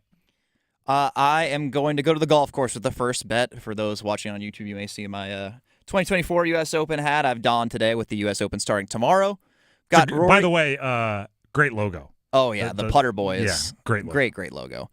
I'm going to go start with Rory McIlroy. He's teeing off, I believe it's 7:40 a.m., sometime around there tomorrow morning, so his round will be wrapped up by showtime tomorrow. I'm going to go with over 72.5 for Rory's score tomorrow at plus 110. He said in a practice round recently he shot 81, and that was birdieing the last 2 holes. So it's going to be tough conditions. We'll touch on that a little bit in a bit, but it's going to be brutal. Rory, after the Masters, has not been playing great. So I'll go with over 72.5. You said it nicely. He appears to be in a mental pretzel since the Masters. You want my very uneducated, not authorized at all, like, therapist's opinion of what's going on with Rory? Let's hear it. I think for 10 years, he built up that when he wins the Masters, if he wins the Masters to complete the career Grand Slam, like, all of his problems would go away and life would be perfect and his career would be awesome and nothing would ever upset him ever again because he was so singularly focused on winning the Masters. And then he did it, and it's kind of one of those deals where you think it's like I'm trying to think, I don't know, you have like a dream job or something and you get the job and then you wake up the next day and like you're still tired because you got to get up at 6 and go to work and you're like, wait a second. I thought this was supposed to solve everything, and you still got to take the trash out, and you still got to mow the lawn, or whatever it is. I think he's having that kind of realization, and it's really put himself in a weird pretzel. My bets are going to double down, triple down even, on the fact that Tyrese Halliburton will not change. Okay, I talked about it earlier. I think he's got some Sebastian Aho in him. He will not go out there and try to score 1 billion points just because people want stars to want the ball. So I'm taking Halliburton under 18.5 points. It's minus 120. I think he's going to go out there. He could have a big game in other ways. But obviously OKC's defense is focused on stopping him, and he's just going to keep making the right play, keep passing it, keep finding the open player, whether it works or not. That's how he's wired. So $10 would turn into $18.33 if he stays under 18.5. All right, it's a good start for me. I got the slight plus odds. You got the slight minus odds. So if we win but both, you'd have to get them right. I'm ahead. All right. enjoy. Well, just saying, if we win everything, I'm ahead so far. So I'll move to the next one. I'll join you in the NBA Finals, Game 3 tonight in Indy. I believe we'll have that game on our airwaves as well here on 99.9 The Fan. I'm going to go with Aaron Nesmith to make 3 or more 3-point shots. That's plus 126. He's been basically their best pure shooter in the series and a lot of the playoffs. I expect him to continue to send those shots in, or at least put the attempts up. The thing with betting on guys to make threes is I just want to pick someone who's at least going to get the shots up, right? And he is no stranger to letting it fly. So I'm going to go with Nesmith, 3+ threes, plus 126. That is like, I get what you're saying, and from a gambling perspective, you do want shots in the air. There's nothing more frustrating, and it happened a few times with me this hockey season, where you have somebody for like an anytime goal scorer, and they finish with 8 shots on goal and no goals, and you're just, come on, man. Like if Nesmith finishes with 12 attempts and 1 make, it'd be wildly frustrating. No, I'd be frustrated too. It's a little harder to score a goal in hockey than it is to make 1 3-pointer. I mean, I guess it depends who you're talking about, but or 0 makes. Either way, I'm going back to Halliburton, over 10 assists, plus 185. He isn't going to change. I'm doubling down. He's going to find the open guy. If they take it, it could be Nesmith, could be whoever. We're looking at 10 or more assists. I think he has a double-double. $10 would turn into $28.50.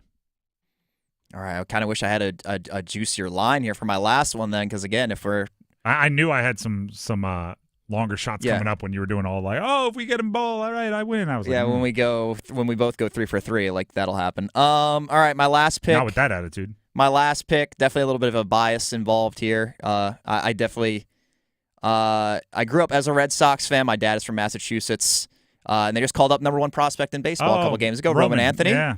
So I will go with Red Sox money line minus 116 against the Tampa Bay Rays tonight. All right. My dad's a Red Sox fan. He's from Connecticut. We don't hold it against him either. My last one, this actually won't be done until Friday, so sorry. But are you producing the show tomorrow?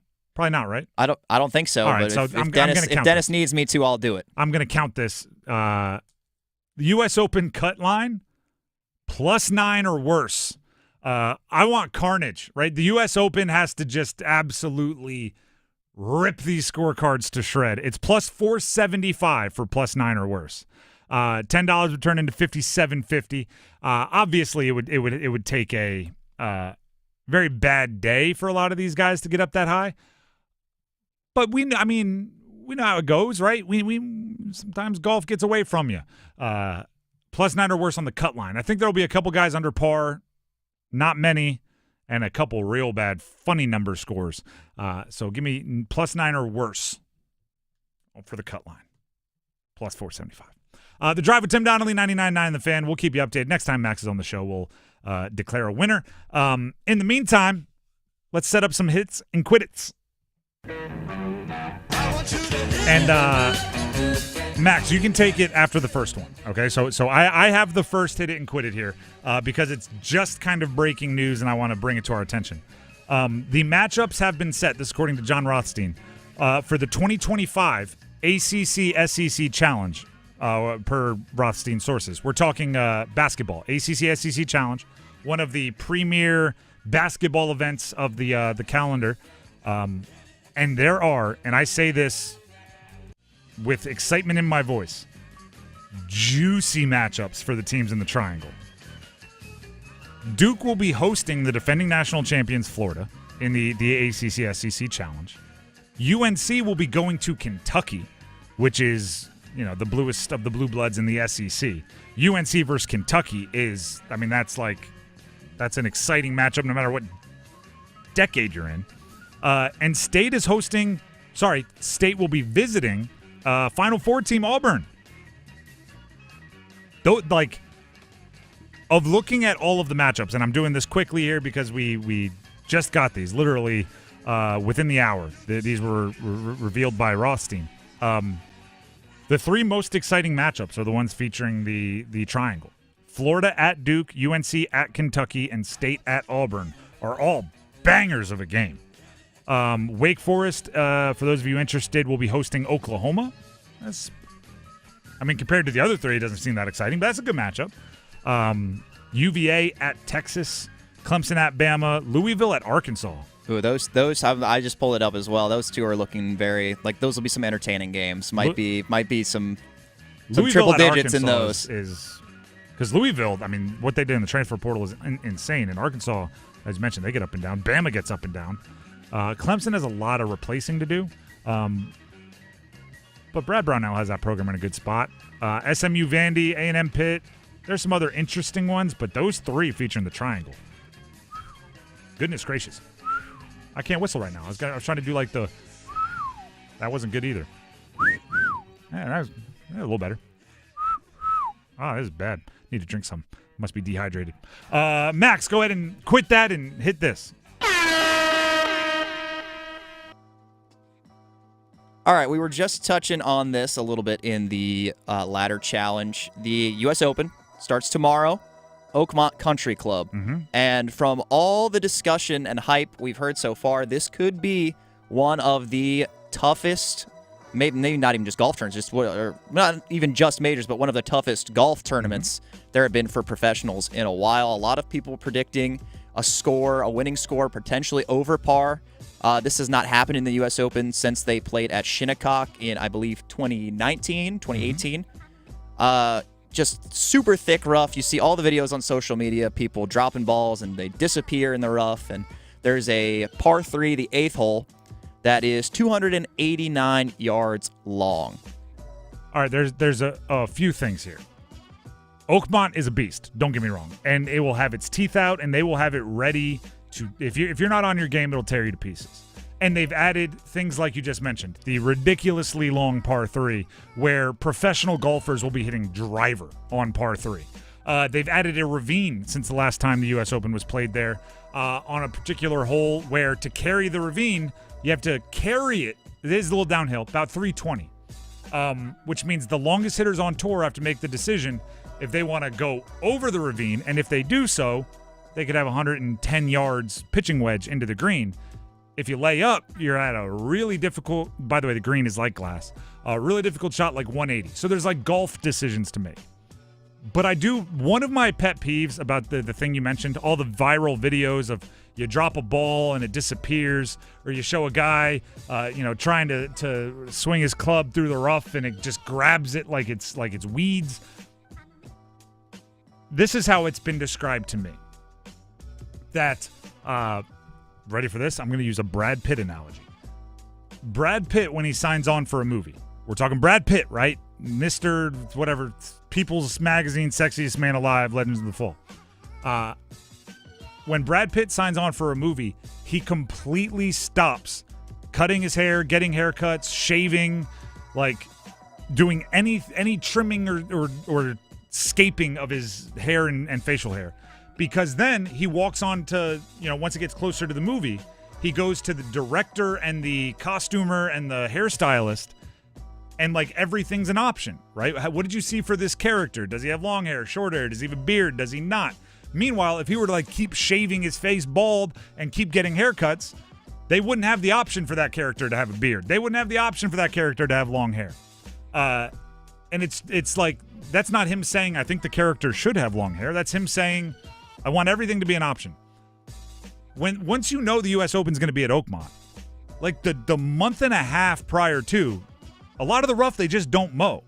That way, based on conditions, the superintendent and the USGA and whoever else is running it can come together and say, how long do we want this rough? How penal do we want to be an off shot at this point? And they're going to mow it.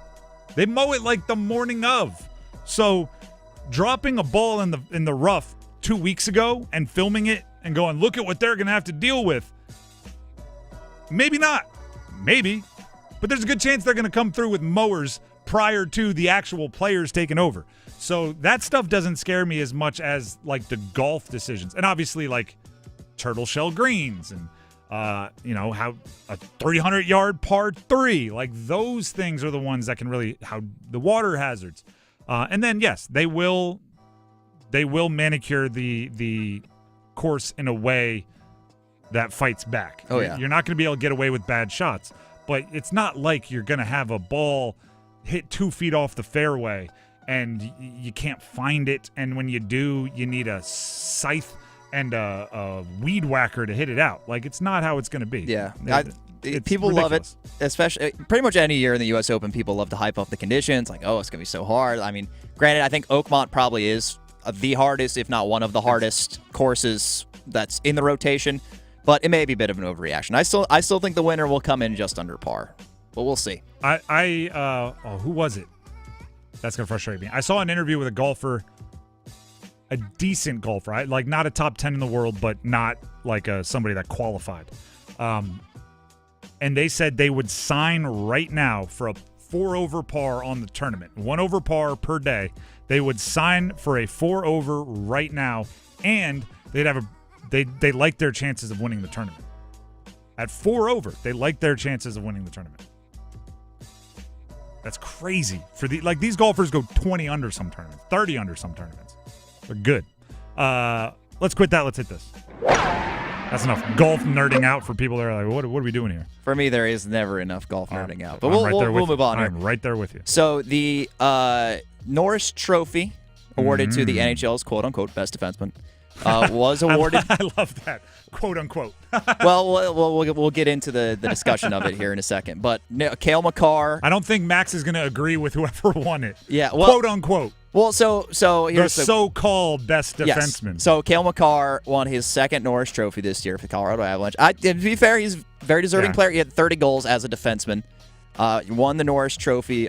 Zach Werenski from Columbus and Quinn Hughes of Vancouver were the 2 other finalists.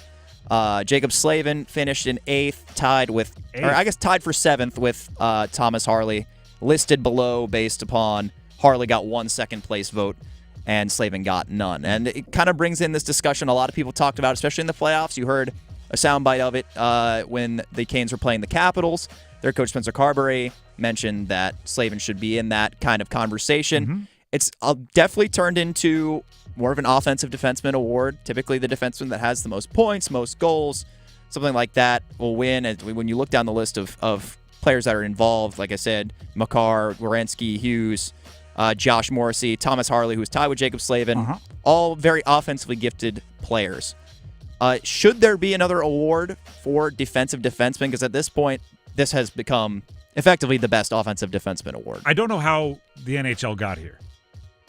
Do you realize how much you'd be laughed out of other sports if you suggested, like, NBA Defensive Player of the Year? Oh, he can't win. He didn't score enough. It would be, what? Why? Is it defenseman? Defensive Player of the Year. I actually don't think you need a new award for defensive defenseman. I think you need a new award for offensive defenseman. Cale Makar should win the best offensive defenseman, like the reverse of the Selke, which goes to the best defensive forward. You need the reverse of that. And then the Norris Trophy should go to whoever is the best defenseman. By the way, you could win the Norris Trophy for best defenseman scoring a bunch of goals, but that's just not why you would win it. You would win it for what you do defensively. And yes, Slavin should be locked in. Slavin's in actually a really cool spot. The spot is you never win the award, but then everybody says that you should. It's kind of a nice spot to be, right? Because Cale Makar wins it, and then nobody says that he should win it, right? Like Slavin, year-round, people are saying he should win more Norris trophies. So it's kind of an interesting spot to be. I hope he gets one before it's all said and done, though. I think he deserves it, and Hall of Fame credentials and everything. They care about that kind of stuff. Let's quit that. Let's hit this. We got better tonight. All right, let's shift gears a little bit here. I'm going to go over actually to the U.S. men's national team, soccer. So last night, played a friendly against Switzerland and lost 4-0. Not great. I believe all 4 goals for Switzerland in the first half of that game as well. U.S. men's national team overall has lost 4 matches in a row heading into the Gold Cup. And the reason I bring this up, because we're not talking a ton of soccer on this program, is the start of the 2026 World Cup is 1 year from today. U.S., Canada, Mexico are hosting it. It's all sorts of disarray. Christian Pulisic skipped this whole international cycle because he wants to train or he didn't quite feel like competing. What's the vibe for U.S. soccer going forward? For casual fans, are they even going to be able to really get into it? Is the team finally going to compete? Because last time around, they thought maybe they'd have a chance, and that tournament ended a little early for them. Okay, so I don't pretend to be a soccer expert. I just, disclaimers there. I will say the World Cup is awesome. I still remember where I was. I think it was 2010 when, what was it, Landon Donovan scored it off the Clint Dempsey play against Algeria to advance out of the pool stages into the knockout rounds. Like, that was awesome. I would like to have more experiences like that, so I guess Team USA has a year to get their act together. The Pulisic thing, the problem I have you seen the drama between him and Landon Donovan? I have not heard of this. Okay, so Landon Donovan hosts a podcast now, and I guess he kind of called out Pulisic for continuing to make appearances for his club team while taking a mental health break kind of from the international squad. And then Pulisic's dad responded with it was a long paragraph, a lot of details, but it was essentially like, stop it. I don't like that, right? Because I think, national unity and playing for your country and everything matters, and Landon Donovan and Pulisic are two of the handful of best American soccer players of all time. You got a year. I mean, that's the urgency. You have a year. By the way, the host gets automatic. Are we in it? Do we know that? Yes, automatic. So I believe because of the joint hosting between U.S., Canada, and Mexico, they all got automatic qualification. Okay. And U.S. men's national team may have needed that. So that's fine. I accept freebies. I don't give them back. All right, so they're in it. That gives you the year. That's all I know. And I'm going to be very disappointed if you stink a year from now. And also, out. You lost by 4 to Switzerland in a friendly. Yeah. I don't care about that. I care a year from now. You got a year. Shout out Charlotte FC's Patrick Ajima as well, has been called up, I think, each of the last 2 international windows for U.S. men's national international team. Caps for him. All right, let's do one more. Let's quit that, and hit this. Pick your favorite of the remaining stories, Max. Ooh, all right. That's a tough one, man. We got a lot of good stuff we could touch on here. I'll go with Texas Tech. This is a tweet from Brandon Marcello, national college football reporter for CBS Sports, 247 Sports. It's believed Texas Tech will pay its players $55 million in revenue sharing and NIL among all of its programs this year, making the Red Raiders perhaps the highest-paying college athletics program in the country.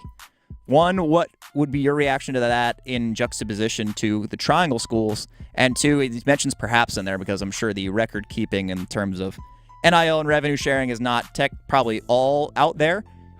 55? Yeah, this is among all programs as well. I feel like there might be some higher paying schools out there, as some SEC schools with that SEC money, but who's to say? I don't know if you're getting higher than 55. So that's the 20.5 from revenue share. And then in a plus all the NIL. Additional 35 roughly? That's where that math would go. And it's mentioned in here as well that the collective, or what is it, the Red Raider Club, the fundraising arm for Texas Tech, was responsible for generating $14 million to help fund the $20.5 million revenue sharing model. Okay, so that's the school has to fundraise to cover their revenue share. The $35 million coming from NIL is, you know what? If that's the case, Texas Tech doesn't win enough. That is a lot. I don't even know how to react to that. I don't think there are a lot of teams. That's like 50% of an NHL salary cap. More. It will be 50% in like 2 years. Right now, it's probably like 60. That's a lot of money. Now, we do know that Kennedy, the softball pitcher, is getting like $1 million a year. So maybe that should have been our sign that they were spending cash in a big way. You know what I'm actually surprised by? And this might be the cynic in me, but football is king.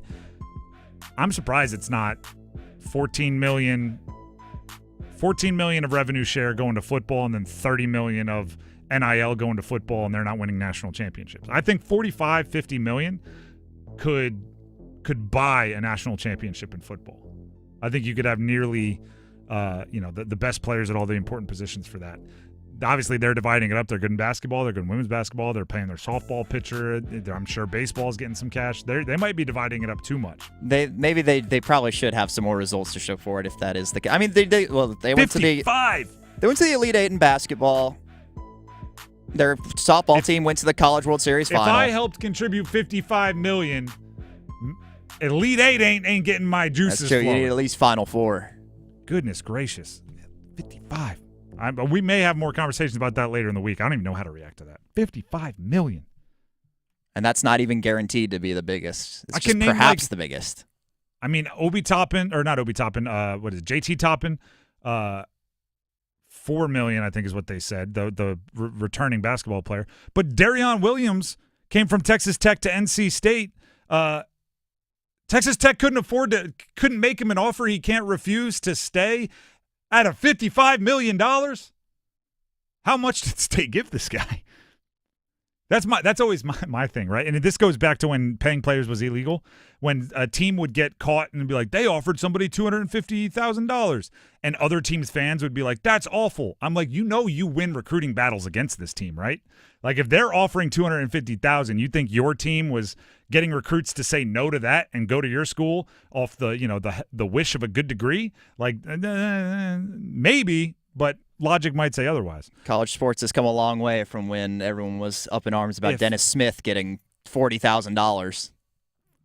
How much is State paying Darion Williams if Texas Tech with a $55 million budget couldn't get him to stick around?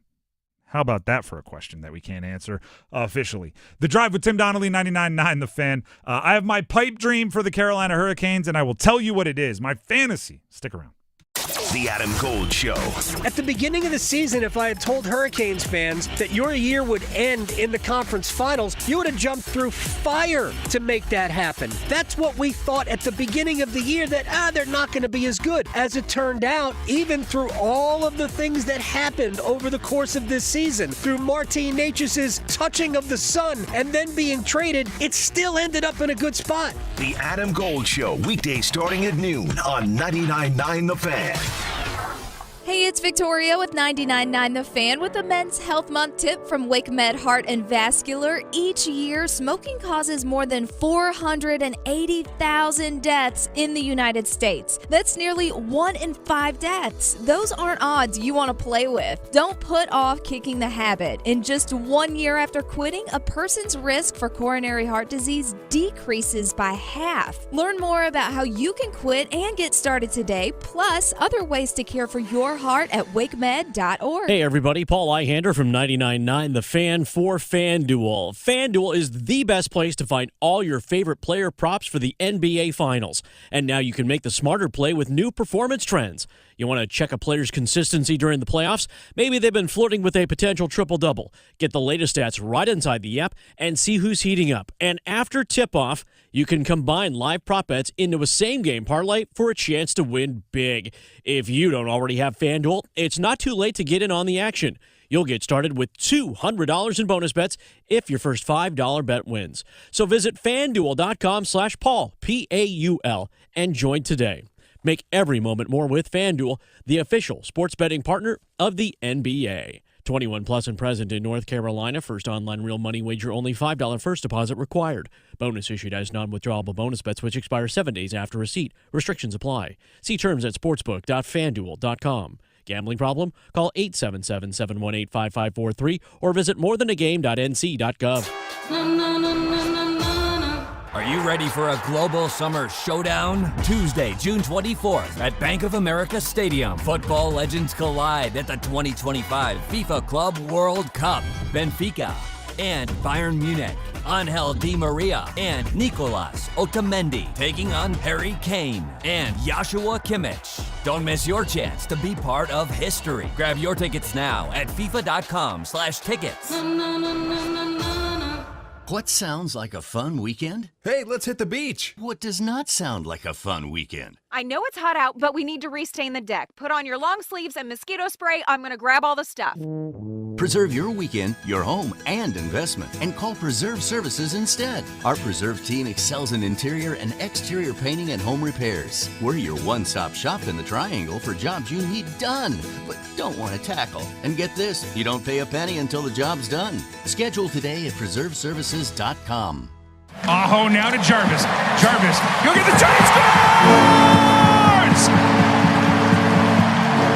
Talk to me, Shorty. Another one for Seth Jarvis. His 5th shorthanded goal of the year.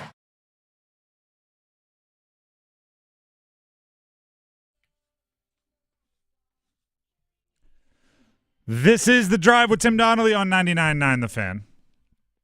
We don't have much time here, and I have a lot of dreams I want to let you all in on. I have officially, like the boat has left the shore. I am prepared to be hurt. I am prepared to be disappointed. I am no longer speed governing. I am fully getting my hopes up for the Canes to trade for Jason Robertson from the Dallas Stars. I've for a long time I was doing with Eric Tolsky, he's always, it's very difficult to predict. There's no way we're gonna guess the move that they're able to pull off, right? Everybody's thinking Mitch Marner, but it's probably something else.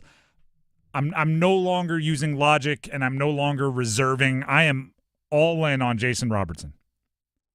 According to a recent report from NHL insider Elliot Friedman, the Stars are starting to test the waters on a potential Robertson trade. All right, let's get the engine rolling a little bit. He was speaking to Sportsnet 590 The Fan when Friedman talked about the dilemma that the Stars are facing. The team is reportedly, I'm going to be able to read this, I promise. I'm so excited. The team is reportedly trying to move out a few veteran names to free up money, but if that fails, they could be forced to deal Robertson.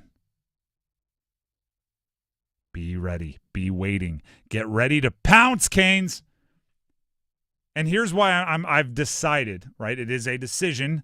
I've decided to stop protecting my feelings, right? I've stopped, I'm making myself vulnerable to disappointment if and when it doesn't happen.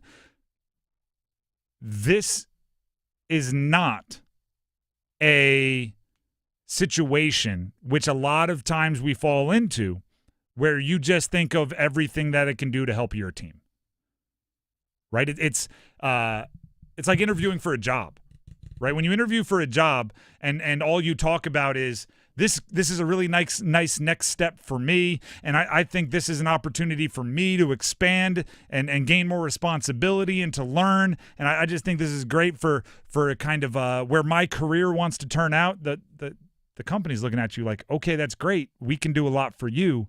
What can you do for us? Same thing happens in trades, right? It's like, we need a 40-goal scorer. He fits perfectly age-wise with the rest of our core. He plays two-way hockey. That's what our coach demands. You fall into that trap where you figure out how it checks every single box for you without looking at it from the other side. There is enough reasoning for Dallas that makes this, I don't want to say win-win, but it makes it a win for the Canes and a perhaps necessity for the Stars. The Stars are in a bad spot. And I'm not talking about they don't have talent on their roster. I'm talking about they don't have cap space and they don't have many tools to fix it. Right? A lot of their guys are locked up on long-term deals. A lot of their guys are getting ready to leave, and they need to be replaced. So there's roster spots, there's lineup spots that need to be filled, and they don't necessarily have the money to do so adequately available under the cap. One of the options may be, well, you take one of your high-priced guys who maybe isn't attractive around the league, and you package them with a first-round pick, and you go get a younger player, whatever it is. The problem is, they have 4 first-round picks tied up in Carolina. Now, they only gave Carolina 2 picks, 2 first-rounders. They gave them additional thirds. But the first-round picks of Dallas's that Carolina owns are top 10 protected. I believe in 26 and in 28. Those are the drafts where those first-round picks exist. They're top 10 pick protected.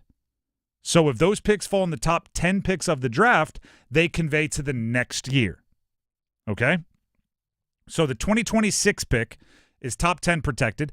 If it ends up being the 8th pick overall, then the Canes do not get the 2026 pick. They get the 2027 pick. You may say, okay, great, who cares? That means they can't trade their 2027 pick. And the same is true for 2028 and 2029. So the Canes own the Dallas Mavericks 26 and 28 first-round pick, and because those picks are top 10 protected, the Stars can't trade, move, or leverage their 2027 or 2029 first-round picks to help them fix the problem that they've gotten themselves in. So the Canes can actually offer them back their 2028 and 2026 and 2028 first-round picks and legitimately say, not only does this give you 2 first-round picks back, it gives you the ability to use 4 first-round picks as you stay all in right now, right? Because if you look around the league, most of the contenders, they don't have a ton of picks in the next 4 or 5 years. Canes do. But they don't because they end up trading their first-rounder from 3 years into the future to get a player right now because they feel they're within a player of winning a cup. Dallas has made it to the Western Conference Finals a bunch of years in a row. They definitely feel like they're a couple players away from winning the cup. They don't want to own their 2027 and 2028 first-rounders. They want to use those picks to go get a win-now player. It's what they did with Mikko Rantanen. But they can't do it if they don't have them. And even in the ones they do have, they can't trade. So the Canes specifically are a team that makes sense to trade for Jason Robertson.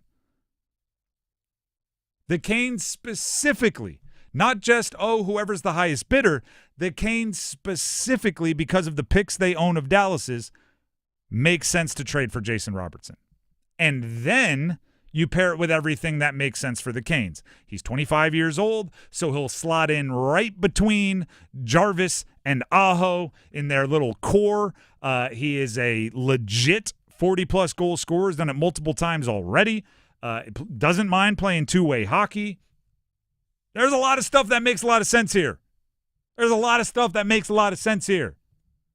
Both sides. Again, it's not just how awesome would it be for the Canes.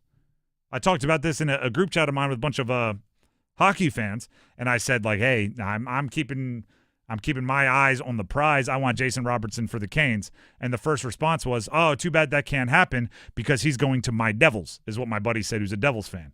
And I went, well, I guess it doesn't make sense for you. It makes sense for me.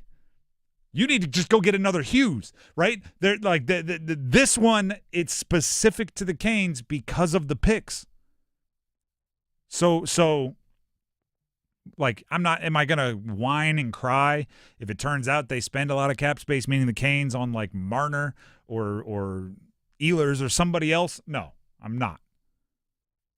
But if this offseason doesn't end with Jason Robertson in Carolina, I have opened myself up. I have been vulnerable, and I am willing to be hurt. But when it happens, if it happens, I have opened myself up for pure joy. What is it, June 11th, around 4:55. Stamp it, because when it happens, I'm going to play this audio while I happy dance and celebrate, like when it happens. Not that far into the future. Eric Tulsky, make it happen.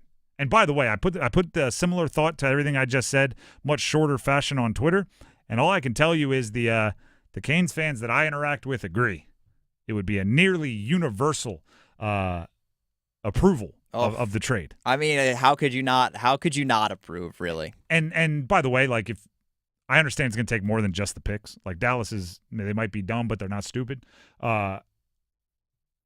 It's going to take the 2 picks, probably like a Scott Morrow, maybe a couple sweeteners. Like, you'll have to make it worth their while, but I think it's worth it to get a player like Jason Robertson. And do you know what is my one holdup? My one, like, that's a good point, it might not actually work? I actually think how foolish it would make Dallas look might be a reason.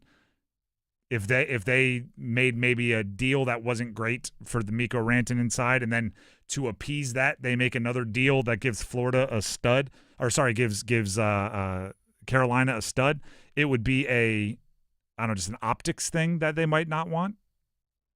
but they need those picks back. I would keep holding it over their head. You want your picks back? You can have your picks back. All it's going to take is J-Rob. All it's going to take is J-Rob. No? Fine. Okay, fine. Call him the next day. Do you want your picks back? I know Eric Tulsky isn't this kind of guy, but I would be. Just leaving messages. Do you want your picks back? Click. Be like Scream from back in the day. Do you know who has your picks? We do. Click. Jason Robertson. Click. Every day they wake up to a new one. The Drive with Tim Donnelly, 99.9 The Fan. Before we move on, Tim Donnelly here for Maynard Service Company. They won't do that to you. They're not going to call you, right? Maynard Service Company, that is. They're not going to call you. They're not going to annoy you, but they will always be waiting by the phone. 24/7 service. If you have a heating problem, right? Your heater breaks, something's up, making a funny noise. Cooling problem, same thing, right? Your HVAC, plumbing, electric, whatever the issue is, Maynard Service Company is a great number to have. Like I said, they won't pester you. They'll just come in, get the job done, do it right, high quality, licensed, experienced technicians, and they'll always be by the phone. Think about how nice that is. 24/7 service all across the triangle. Just the knowledge of it, right? I always say, do you have a problem? Yeah. Do you know how to fix it? Yeah. Then you don't have a problem. You have a task, right? Oh, is your plumbing leaking? Yeah. Do you have Maynard Service Company's number? Yeah. Then you don't have a problem. You just have a number to call. The number is 919-361-0993. That's 919-361-0993. Or you can visit them online at MaynardServices.com. MAYNOR Services.com. We have the starting five coming up next. Do not go anywhere. Back on 99.9 The Fan in a second. Move your sports day forward. It's been a while, but the Carolina Hurricanes won't have to figure out in free agency how to spend the money, but what to spend the money for. Unlike us common folk who probably have to use coupons, General Manager Eric Tulsky will have a different challenge. He's probably going to have to pay over sticker price to build a Stanley Cup winner. Get set up. Join Next Up with Paul Ihander. Mornings at 9 on 99.9 The Fan, the Triangle Sports Leader. Prescriptions require an online consultation with a healthcare provider who will determine if appropriate. Restrictions apply. See website for details and important safety information. Price varies based on product and subscription plan. Hey guys, let's talk ED because millions of men experience it. But not everyone can access or afford treatments like Viagra. Hims can help. Through Hims.com, you can access a full range of treatment options for ED through a 100% online process. To start your free online visit and save up to 95%, go to Hims.com/joy. HIMS.com/JOY. Progressive knows you've got enough to worry about in life. Hi, it's your life again. Feel like another year is just slipping away? Yeah, remember all those New Year's resolutions you made? You still haven't finished the first book. Just 19 more to go. I mean, if we're being honest, it wasn't a very realistic goal. Have you ever considered that you intentionally self-sabotage? So, what's that about? So, let Progressive protect your home and auto, because you've got enough to worry about. Progressive Casualty Insurance Company affiliates and other insurers not available in all states. Tired of hearing this from your local tire place? Sorry, we can't fix it. Take it to Dauntless. This year, skip the middleman and take your car straight to Dauntless Transmissions if you want quality work done right the first time. Transmissions, engine, or brake work, or just a regular tune-up. If it's broke, Dauntless will fix it. For quality work done with the kind of experience that works for you, take it to Dauntless Transmissions first. Go to DauntlessTransmissions.com to book your visit today. Dauntless Transmissions, your local source for exceptional service. Here we go. NASCAR makes history on Prime as the Cup Series goes international. We're heading to Mexico City for a road course with all new challenges. 14 turns with 7,000 feet of altitude. White flag. Next flag ends the race. Don't miss the first ever points-paying Cup Series race in Mexico. Sunday at 2 p.m. Eastern. Track's clear. We're good to go. NASCAR. It's on Prime. Our state's future begins with our students. That's why the North Carolina Education Lottery has contributed over $10 billion to education. Through scholarships, school construction, support staff, and pre-K programs, lottery dollars move our state forward, helping students become the best versions of themselves. Visit movingncstudentsforward.com and share how your student or school community has benefited for a chance to earn $2,000 for your story. Must be 18 to play. Problem Gambling Helpline 877-718-5543. I'm attorney Brian Ritchie. Big truck accidents can cause life-changing injuries, and life-changing injuries deserve life-changing money. I know big truck wrecks, and I know how to fight those big insurance companies. If you've been hurt by a big truck, contact us at ritchielaw.com. I'm on top of it. Broadcasting live from the Lenovo Studios. WCMC HD1 Holly Springs. 99.9 The Fan. The Triangle Sports Leader. Good afternoon, everyone. I'm WRAL meteorologist Mike Maye. A small chance for an isolated shower or storm this evening. Partly cloudy overnight, the low around 70. A few storms possible again tomorrow afternoon. It's hot again. The high temperature up to about 92. Better chance for storms Friday. Weather update brought to you by Newcomb & Company, where your comfort is their business. Visit newcombandcompany.com. 5 o'clock check of your money at the closing bell. Dow Jones down 1 point to 42,865.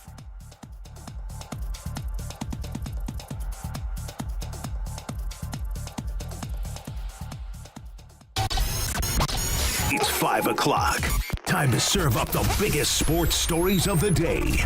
Here comes your starting five.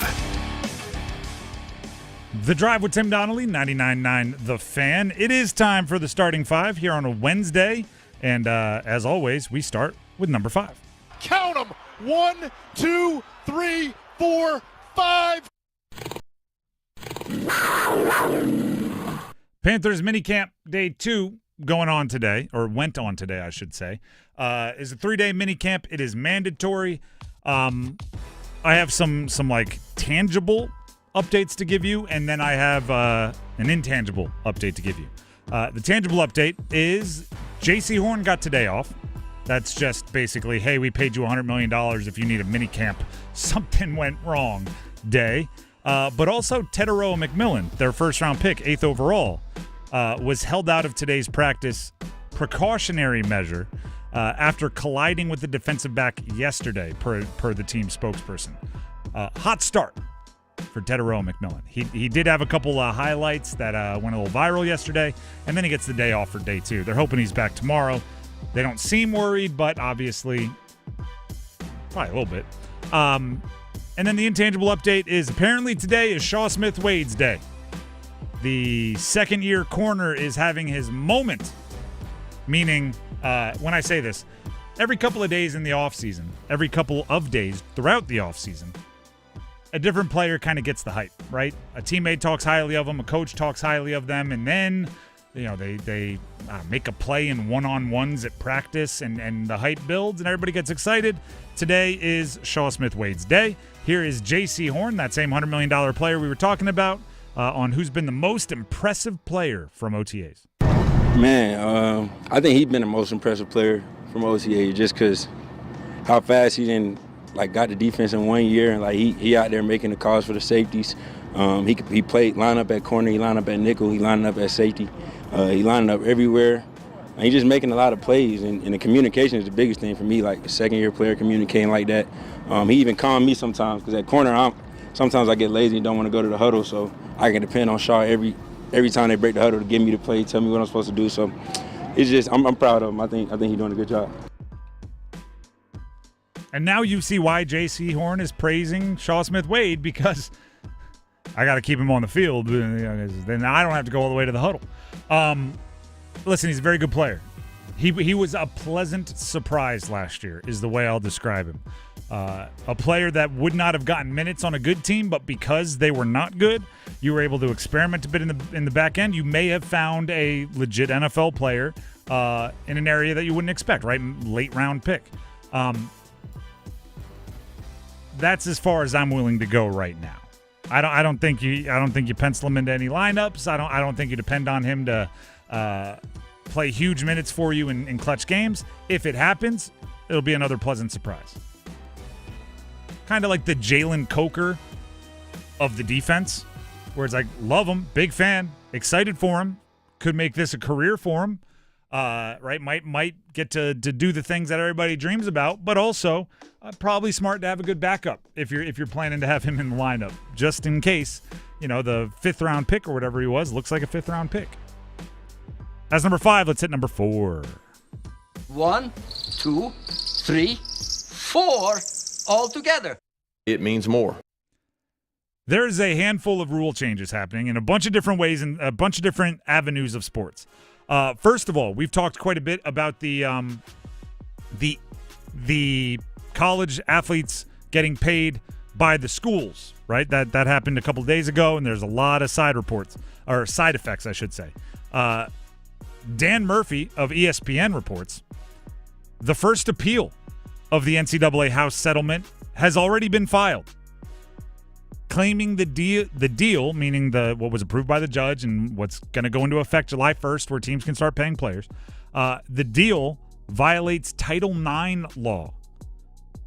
Murphy does explain that an appeal will not stop payments from schools to their current athletes starting July 1st, but it will pause the back damages payments for a process that will likely take many months. So there's not only payments allowed to go straight to players starting July 1st. Another part of the settlement is some form of back pay that goes to, I think it's from 2016 through last year, athletes, or through 2023 or something like that. Athletes that did play certain parameters for certain levels of college athletes. That's already going to be stopped because there's an appeal on whether it violates Title IX law. Title IX, I think most of you know what it is. It is a long ago implemented rule on requiring equal opportunities and in some cases equal resources going to men's and women's sports by basically any institution that gets federal funding. That's the very, very most basic way to explain that. Much more complicated than that, but it is lawyers are going to make careers off of this House settlement that can pay players. There's going to be settlements. There's going to be lawsuits. Schools are going to sue. Players are going to sue. Collectives are going to sue. Advocacy groups are going to sue. There'll be random congressmen that want to get involved. It is going to be a lot more of that. More rule changes. FanDuel, right? We all know them as the sports book. They are their parent company, Flutter. Flutter owns FanDuel. Who would have guessed? Announced yesterday morning that beginning September 1st, each bet made in the state of Illinois on FanDuel will be subject to a 50-cent transaction fee. Not part of the bet. Doesn't up your payout. Doesn't. It's just it costs 50 cents to place a bet. And they're doing so because last week, according to the article I read, with little notice, Illinois passed new taxes on sports books in the middle of the night, subjecting them to a 25-cent tax for the first 20 million bets and a 50 cents per bet tax thereafter. So they're just passing that right along to the gamblers. I think that will be met with everybody running to other sports books. That's just me kind of guessing. We'll see how it goes. But as sports gambling becomes legal in more and more states, there's going to be more and more loopholes to work out there. What number was that? That was number 4. Let's just go ahead and jump to number 3. When you have a team this close, you've got to have an immediate plan when you move on from a coach who has done what he has done, what Tom Thibodeau has done. I'm not just here to laugh at the Knicks, but part of me right now is just going to laugh at the Knicks, and I hope you can all appreciate this. Shams Charania, ESPN NBA insider, tweeted this out this morning, and it literally opened my eyes to no, the Knicks. You almost felt bad for him when I read it. The New York Knicks requested permission Wednesday to speak, that's earlier today, to speak to Mavericks coach Jason Kidd. And Dallas gave a firm rejection, sources tell ESPN. So the Knicks fired Tom Thibodeau and then tried to just go to Dallas and say, hey, can we have your coach? And Dallas said no. And then you learn, again, according to Shams Charania, that the Knicks have already been denied the permission to talk with Minnesota's Chris Finch, Houston's Ime Udoka, and how did the Knicks fire their coach with such an overinflated sense of self that they thought they would fire their coach and go shopping for coaches on other teams' sidelines for their active head coaches that have momentum? Houston's Ime Udoka had Houston as one of the top seeds in the entire league at the end of the regular season. And they're young and they're getting better and they have players to trade and picks to trade. Minnesota, they just made a long run into the postseason. Just ended a couple weeks ago. And the Knicks were like, yeah, we'll just have your coach. Then no, well, who do you think you are? That, we always use for quarterbacks, for coaches, for players, the metaphor that you're kind of dating, right? Between your team and you, and a long-term contract for a bunch of money with guaranteed money is like putting a ring on it. The Knicks divorced their coach and then it started walking around to other relationships going, I want, divorced their wife, and then started walking around to other married couples going, I want your wife. No. We're in a happy marriage. That's not how this works. And they're like, yeah, but we're the Knicks. And they're like, great. Rent's more expensive in New York. What's the appeal here? What kind of a ridiculous ego do the Knicks have?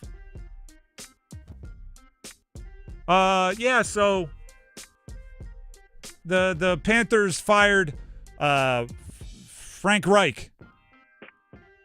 Rams, would it be cool if we talked to Sean McVay? Hey, Chiefs, do you think Andy Reid would be open to interview for our job? If that sounds ridiculous to you, it should. And for some reason, this is one of my favorite things. If I ever, and I never will because I'm not entrepreneurial like that. If I ever ran a business, or if I ever stumbled into winning the mega ball lottery and I bought a team, I would employ somebody who is we all have this friend, right? Maybe not the smartest, book smart guy, but they're just common sense is on point, right? Just street smart, common sense. I'm going to employ this person, and their only job is to sit in the boardroom for meetings and put their hand up. When something doesn't smell right, when it's just hand up, and I'm going to call it the hand up guy or the hand up lady. And when their hand goes up, you immediately have to call on them, and they're just going to ask a question. Hand up. Are we sure that coming to coach for a place that just fired their coach after making the Eastern Conference Finals would be more appealing than coaching a team that has Anthony Edwards and just made the Western Conference Finals? Because that sounds better to me than coaching here. The Knicks are a legendarily dysfunctional franchise with a legendarily dysfunctional owner, and I don't think any of these people are going to want to coach for us. All right, hand up guy. I guess we'll look for assistant coaches. I guess we'll look where everybody else looks for head coaches. What a ridiculous, overinflated sense of self. That's number 3. Let's hit number 2. Just the two of us. U.S. Open starts tomorrow. Oakmont, up there in Pennsylvania. Oakmont, by the way, I love when the U.S. Open goes to, and it's not like a northeast bias. It's like a kind of a birthplace of golf in America bias. You go up there to the country club in Massachusetts, or you go up to Oakmont or Shinnecock. One of these, they've been around for a century and a half. Bethpage. Yes, exactly. There is part of when you have 120 20 years of tweaking it to make it more difficult, goodness gracious, do you get some really, really tough courses. And part of, by the way, I'm watching on TV, they're legitimately mowing the rough as we speak. So all those videos you saw of the rough, they might mow it down a little bit. Who would have guessed? What was I saying? Oh, the history of it all and how difficult it is. Part of the allure of golf is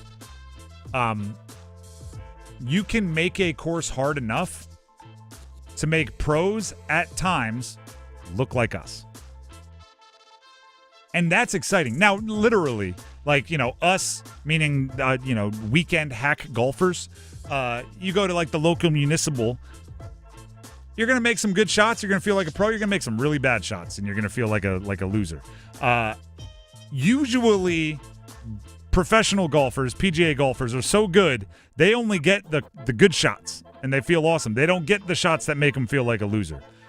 U.S. Open makes sure they have a couple of those. And it's just kind of nice to see, right? It's just kind of nice to see. There's no world where we're watching, like, the Olympics and Usain Bolt randomly runs, like, a 15-second 100 because it's like, hey, they made the course a little difficult. He ran the same time I ran in high school. Like, it never happens that way. You never have Steph Curry go like, hey, they moved the three-point line a little bit. Now he's shooting like me. Like, it never happens. But the U.S. Open does oftentimes make it go like, Rory, he's an unbelievable golfer, but he played the 15th like I would have. Now, you wouldn't have in that course, but you do on your course. You know what I mean? If you put us on Oakmont, we shoot 212. Oh, yeah. But it is part of the charm of golf is that you get to see them battle like we do. Well, with the U.S. Open especially, I feel like people are always rooting for the course and for the carnage, and I mean, a part of me does want to see that. I don't 100%. I don't think any level of golf course will bring them down to my level, but it does make it feel a little more relatable when they're struggling out there. Not for a round, for like a hole. For like a couple shots. You see them they lose it for a second, and it's unbelievable. You see them go over the green and then back over the green, and you're like, whoa. By the way, the other beautiful part about golf is no matter how hard you set the course, everybody has to play it. It's always fair. Right? It's not different for them. So I never get it when guys complain about the course. Oh my gosh, the rough, it's so tough. This is impossible. I'm like, well, all right. Everybody's playing the same course. It's like at Shinnecock where they said they lost the golf course, or people complaining about the 289-yard par 3. Well, it's the same hole for everybody. So like if everyone's making fours on that hole, I mean, call it a par 4 in your head if that makes you feel better. But Rory and Bryson hit it so much further. It's such an advantage. I'm like, well, hitting it further is a skill in golf. You get rewarded for the skills. Nobody ever says, like, oh, the greens are undulated. The good golfers, the good putters have such an advantage. It's like, no, being a good driver, you deserve an advantage occasionally. Now, if every hole were just a long drive competition, that'd be one thing. It's not every hole. Occasionally you get the advantage. Occasionally you don't. I'm excited for it. I'm looking forward to it. By the way, Scottie Scheffler is like a Tiger in 2002 level favorite on this bad boy. He's doing something special. Plus 275, which is, I believe, shortest odds for any major since Tiger. That's insane. It's like everybody, multiple, Adam Gold, right? When we were switching over studios here, who you got this weekend? And literally my answer is, other than Scottie? Like you almost, like it's the Tiger thing. You have to remove him and then say, who else do you like? Had a text today. Who do you like for the U.S. Open? First response. You mean other than Scottie? Of course. Like plus 275 isn't even worth it. Yeah, but at the same time, like there was a statistic that came out the other day. If you bet on Scottie Scheffler every tournament since the beginning of the 2021 season, the rate of return is like double that of the S&P 500. So it can still be a good investment. It's not as exciting, but it's other than him, it's going to benefit the ball strikers for sure. Like sneakily, I kind of like Collin Morikawa as well as a good ball striker. That could be somebody to watch as well. I'm a big Collin Morikawa fan. Used to be more, but I feel like he's just gone quiet for a while. That's 2. Let's hit number 1. The 1! Halliburton looking. Halliburton driving, pulls up, jump shot. It's good! It's good! With 0.3 of a second remaining. Timeout, OKC. Tyrese Halliburton does it again. NBA Finals, Game 3 tonight. Series tied 1-1. It's going back to Indiana. The funny part about this series, and I've been saying this the entire time, and I'm not changing now. The Thunder are so much better. Okay, I picked them to win in 5. When the Pacers won Game 1, matter of fact, just to toot my own horn here, right? Because I have a microphone and I get to do that occasionally. I said the Thunder will win in 5. And I'm opening the door for the one win for the Pacers to be one Halliburton steals. And Halliburton literally stole Game 1. So then I doubled down and I said, I'm still going Thunder in 5. I think the Thunder are a much better team. They are favored by 5.5 tonight. That is the closest it has been.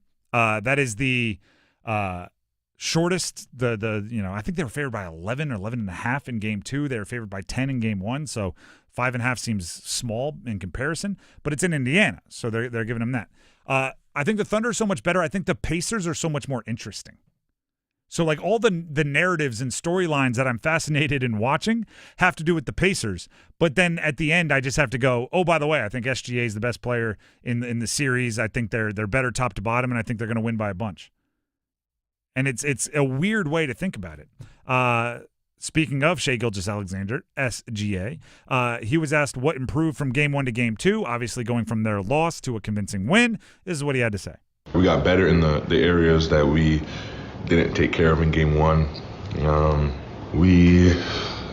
Ultimately we got better on both ends of the floor in terms of handling their actions, and then we got better looks offensively and had a better flow and a better path to us offensively, and that's what a series, no matter the round, is about. Just trying to get better through every game, and hopefully where you end up is on the right side of the spectrum. I read a long article today, okay, about Alex Caruso and how he impacts the game defensively. And by the way, which then led me to, because there was a link in it because it was referenced to an article from 2009 about Shane Battier playing for the Houston Rockets, obviously former Duke Naismith Player of the Year, national champion, and how those two guys in those two particular seasons had very similar impacts on the game in that their counting statistics, points, rebounds, assists, steals, blocks, not that exciting, but the advanced analytics tell you that when they're on the floor, their teams are way better and everyone around them plays way better, even though they might not total things up. And this is how gifted the Thunder are. Alex Caruso fell all the way to second in whatever metric they were measuring, which was essentially how much better do you make the defense when you're on the floor versus when you're not on the floor. He was second in the league. The last 2 years, he's been first in the league. He's a 30-year-old bench player for OKC. And then in the article they say they basically intentionally don't play him that much so he can play all out when he's in the game because they have so many great perimeter defenders. Lou Dort, Jalen Williams, all these other guys that are great perimeter defenders. Do you realize how deep your team has to be to believe that you have the best defensive player in the league? That's literally what they were saying in this article. You go check it out. I think it was on the Ringer. People within the Thunder organization believe that Alex Caruso is the best defensive player in the entire league. And then they say, we have so many good defensive players that we intentionally don't play Alex Caruso that much. We limit his minutes. That depth is absurd if that is the case. Can you imagine? Our goal is to keep this guy off the floor so he can play all out. Oh, yeah, why? You don't want? Is he not effective? No, he's the best defensive player in the league. We just have so many other great defensive players that we don't need to use him that much. Thunder are really good. Really good. And I expect them to win the next 3 games, and people will get really mad at Tyrese Halliburton about it. But the real fact is the Thunder are really good. I often say it's actually, Max, I don't know if you've been on the air for this theory. I name my theories. The kid sports movie theory. Okay, beautiful. Kid sports movies often tell the story of a ragtag bunch that comes together under the leadership of a inspirational coach, and they play well above their ability, and they win the championship, right?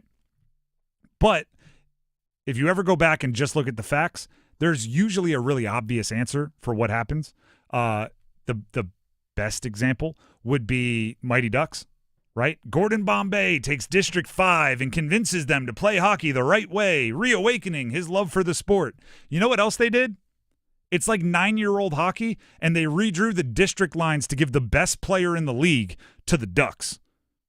In Little League and 9-year-old sports, if you could just airdrop the best play, like the future pro, right? Banks is definitely in the NHL. If you just drop the future pro on the worst team, it's not the coach's awesome speech that makes them the best team in the league now. It's Brad Banks, right? There's usually a really obvious answer. So the same thing happens in real sports, right? It's like, this player, he's obviously, feuding with his shooting guard, and that's why this team's not playing well. And then as soon as the season's over, it's like, actually, he was playing with a stress fracture in his foot. Like, there's usually an explanation that just makes a lot more sense than the flowery narratives we come up with. Tyrese Halliburton isn't ready to be the star. He doesn't want the ball in his hands. It's like, actually, he had a team that's severely overmatched by the Thunder, who are just better than them. So when they win tonight, and when they win the next couple, they might win one more, but I still think it's a 5-game series. When that happens, let's not be too flowery with our language. Let's just make sure we understand that it's just because the Thunder are good, and it's not an indictment on anybody else. The Drive with Tim Donnelly, 99.9 The Fan. Before we move on, we do need numbers game contestants. How about we grab a little 30-minute free pass golf simulator at Rush Hour Karting going to the winner. That is the prize. And if you want to play, all you have to do is call in now. 919-860-5326. 919-860-5326. We need 2 contestants to play the numbers game. The winner gets a free 30-minute golf simulator pass at Rush Hour Karting. Numbers game coming up next.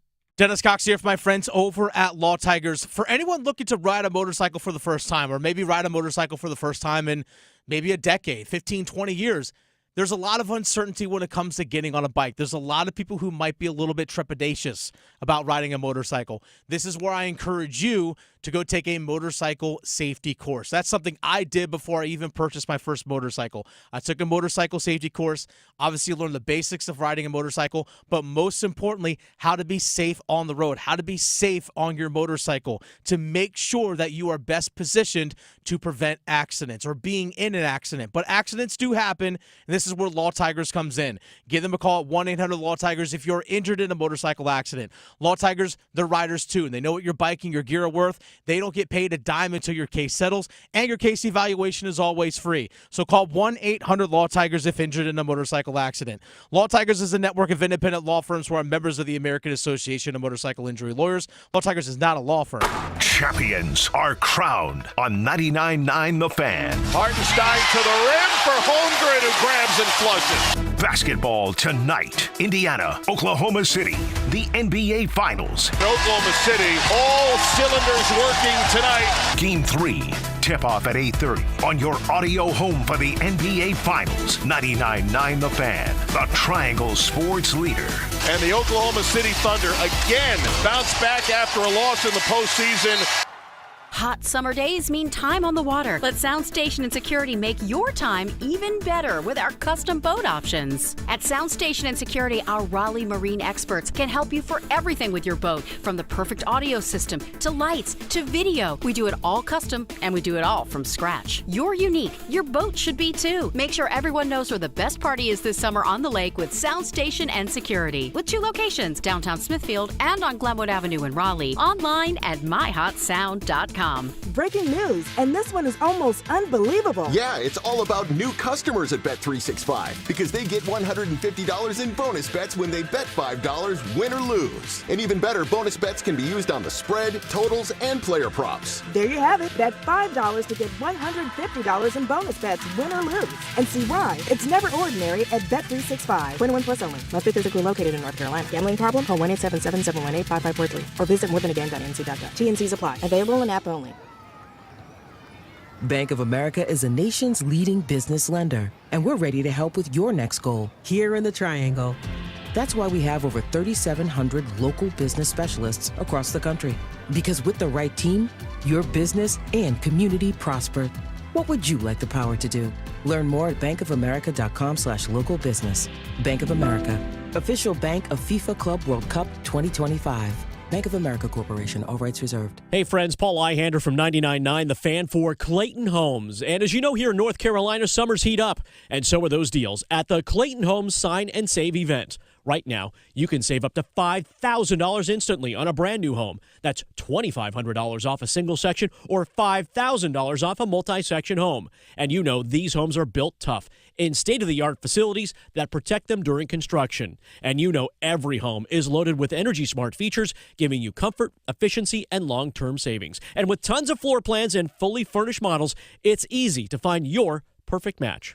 Visit your local Clayton Homes or Oakwood Homes or check out limited time offers now at manufacturedhomeoffers.com. But don't wait. The Clayton Homes Sign and Save event ends August 31st. Terms and conditions for the Sign and Save sales event at manufacturedhomeoffers.com. Available only at participating Clayton Homes family of brands retailers through 8/31. Amount of savings may be limited. Ask for details. May not be available with certain financing. Lender restrictions apply. Tired of hearing scary radio ads about the IRS? Tax Relief Advocates is different. TRA is here to tell you that if you owe money to the IRS, whether it's $5,000 or $500,000, we have a solution. TRA can eliminate or reduce what you owe to the IRS with zero risk to you. We have over 1,000 5-star reviews on Google and an A+ with a BBB. End your tax nightmare today by visiting TRA.com or call 800-583-6681. That's 800-583-6681.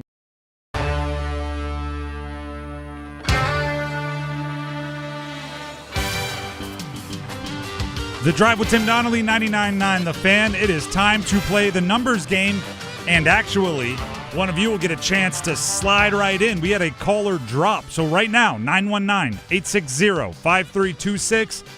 Call in now. We have one more spot. We have Brett and Raleigh. He's locked in, ready to play. We need one more contestant for the numbers game, 919-860-5326. If you just fell off, you can call back in, but it's a free run for all of you. 919-860-5326. The winner of the numbers game does get today a free 30-minute golf simulator pass at Rush Hour Karting. 30 minutes is way longer on the simulator than you think. You can play a full round. You don't have to walk to the ball. That's kind of the whole point of the simulator, right? Doesn't matter what the weather is. You can have some drinks. You can have some food. They have the go-karting going on. Obviously, it's Rush Hour Karting. All right, it does appear as if we have our next contestant lining in. So it'll be Brett and Raleigh and Teddy V. Those will be the two contestants for today. As always, I will ask a question, the same question to both of them, and they will have a chance to answer it, and then Max will pick his favorite answer. That person will get to go first. Brett and Raleigh, are you there? Yeah. All right, the question for today is, I don't know if you saw the news, Brian Wilson from the Beach Boys passed away, legendary songwriter. So I will just go with that. Do you have a favorite Beach Boys song? No, I don't. No? Do you want to? I don't think I could name one. Really? No. I'll probably think about it for a minute, maybe. But. All right. That's going to be a tough one to beat, Brett, unless he also says no. We'll go to Teddy V. Teddy, are you there? I'm here. All right. Do you have a favorite Beach Boys song? Probably either Good Vibrations or Surfing USA. All right. Can you turn down your radio for us real quick, Teddy? I hear myself. There we go. Max, I think it's a pretty easy one for you. Brett gave us no answer. Teddy said Good Vibrations or Surfing USA. Yeah, I mean, you have to have something. Even if you came up with this random song, even if it wasn't Beach Boys, I would at least appreciate the effort. But I'll have to go with Teddy on this. That would have been the move. I'm a Beach Boys fan. Like, you could have gone with a whole bunch of different songs. It would have been fun, but they also put together a ton of albums and a bunch that weren't that commercially successful in like the 70s and 80s. Would have been hilarious if he just threw words out there like, oh, forest surfing. We wouldn't have known. I probably would have been like, all right, forest surfing. That's a deep cut. Teddy V gets to go first. Brett, don't worry, you'll have your chance. You just have to hold out for a second. Teddy, are you there? I'm here. All right, the categories you get to choose from are NFL players that switched positions from college to the pros, NFL players, initial thoughts. Those are all players whose first name are initials. NBA players that have had this is the next category, NBA players that have had a triple-double or more than one, and NHL Hurricanes only. I'm going to go with an NBA player, triple-double. All right. These are all players that have had multiple triple-doubles. They are also all active. That's the category that they're in. I'll give you the team and the player. Give me the jersey number as quickly as you can. 30 seconds on the clock. One pass if you need it. Any questions before you get started? No, let's go with it. All right. Your time will start when you hear the horn. Nikola Jokic, Denver Nuggets. Number 15. Correct. Domantas Sabonis, Sacramento Kings. Pass. Pascal Siakam, Indiana Pacers. Number 9. Incorrect. Jalen Williams, Jay Williams, Oklahoma City Thunder. Pass. 32. Incorrect. Domantas Sabonis, Sacramento Kings.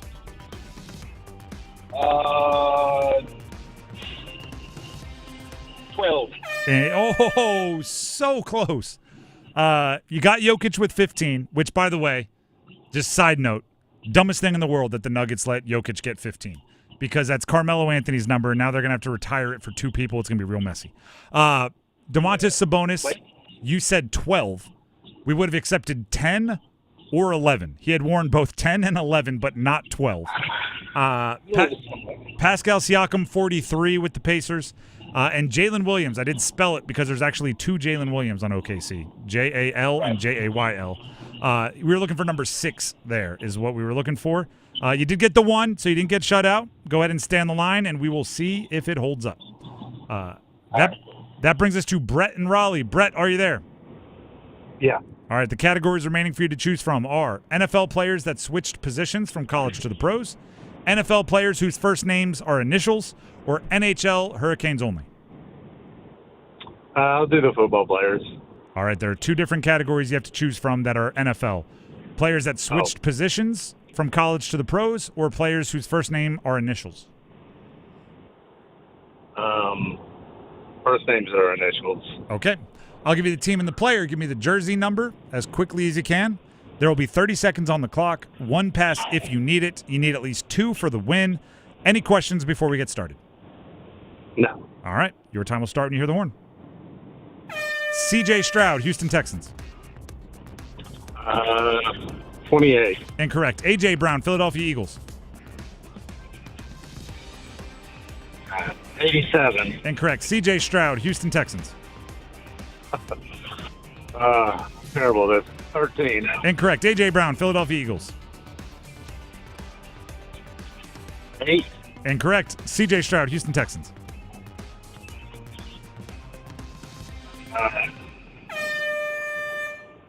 Sorry, 10. You know what? I appreciate the apology, but if you don't know, you don't know. Brett, that is obviously not enough for the win, but hopefully you had some fun. And that means Teddy V is the winner. He was thrown into the mix,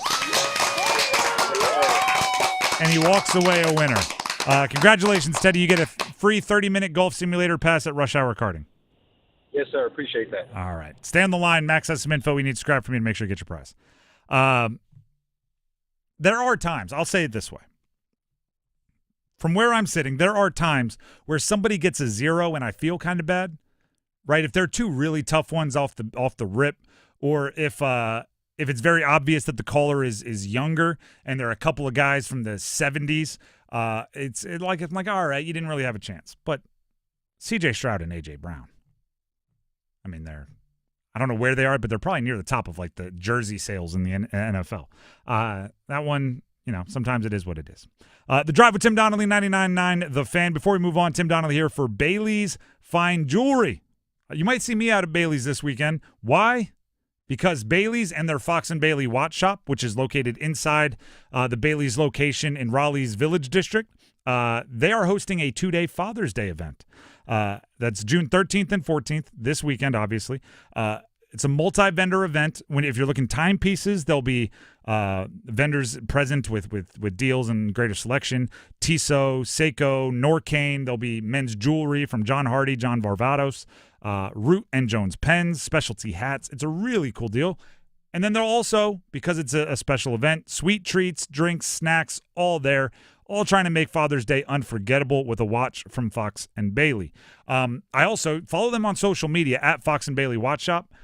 Just recently, they posted they got a new shipment in. I don't know what you call it. They restocked the Hamilton display case. Hamilton's one of my favorite brands. Way back in the day, they were American-made. They have a really rich military history. They have watches that are, they range from like $600-$700 up to more expensive. But the reason why I like them is because they have an identity, right? A lot of watches, by the way, you can get the vintage and pre-owned Rolex at Fox & Bailey. You can get the high-priced Omegas at their Omega Boutique. You can get the Blancpains, the Legends, the Icons. But there's a lot of other brands that are just kind of mimicking or paying homage or trying to make lesser versions of, but they still are inspired by the iconic watches that I just mentioned. Hamilton, they don't. They have their own path, and I really respect that. And they just got a bunch of new shipments at the Fox & Bailey watch shop, so I encourage you all to go check it out. And also check out the Icons, right? There's a reason why everybody else is mimicking them. They mimic them because they're awesome. So check out the Rolexes, the pre-owned and vintage. Check out the Omegas over in the boutique. Check out the Blancpains. Check out the Glashütte Original. Check out all the Icons. And also check out the Hamilton while you're there. And let them know you heard about it from me, Tim, on 99.9 The Fan. When you're out at Bailey's Fine Jewelry at their Fox & Bailey watch shop in the Village District in Raleigh, let them know you heard about it from me here on 99.9 The Fan. 43 days. Just 43 days until the Panthers training camp opens up. We'll hit our question of the day coming up next. Evan, Canty, and Michelle are unsportsmanlike. Red Sox rookie pitcher Hunter Dobbins. Quote, if the Yankees were the last team to give me a contract, I'd retire. I respect it. I feel the same way. If this show didn't make it and the only job I could get in media was as the Rams team reporter, I would become a barista. I love it, Smalls. I love it. Before I would ever take a check from those people. Mornings from 6 to 9 on 99.9 The Fan, the Triangle Sports leader. Hey, Tim Donnelly here for Men's Health Month. And for Men's Health Month, we are joined by Dr. Jonathan Chappell, orthopedic sports medicine surgeon from Wake Orthopedics. Doctor, can you start with some of the most common injuries you see in men coming into your facilities? We most commonly see an uptick in the male population in fractures and tendon injuries. Fractures are things like collarbone fractures or wrist fractures, usually with certain sports like mountain biking or skiing or snowboarding. Injuries of the tendons like rotator cuffs and the biceps tendon and the Achilles tendon are often also associated with sports. So there's a lot of jump, starting, and stopping can lead to these tendon injuries. If you have an injury and you feel a pop, or you have immediate swelling, immediate pain in a joint and you can't bear weight, or you notice a deformity, these are circumstances you should probably see someone at an urgent care like Wake Orthopedic Urgent Care or at Wake Med to seek help right away. For more information on men's health, this Men's Health Month, and all around the calendar, please visit wakemed.org. Once again, that is wakemed.org. What sounds like a fun weekend? Hey, let's take the dogs hiking. What does not sound like a fun weekend? Let's dig out all the paint supplies and go ahead and start bickering while we're trapped in a room with paint fumes. Preserve your weekend, your home, and investment, and call Preserve Services instead.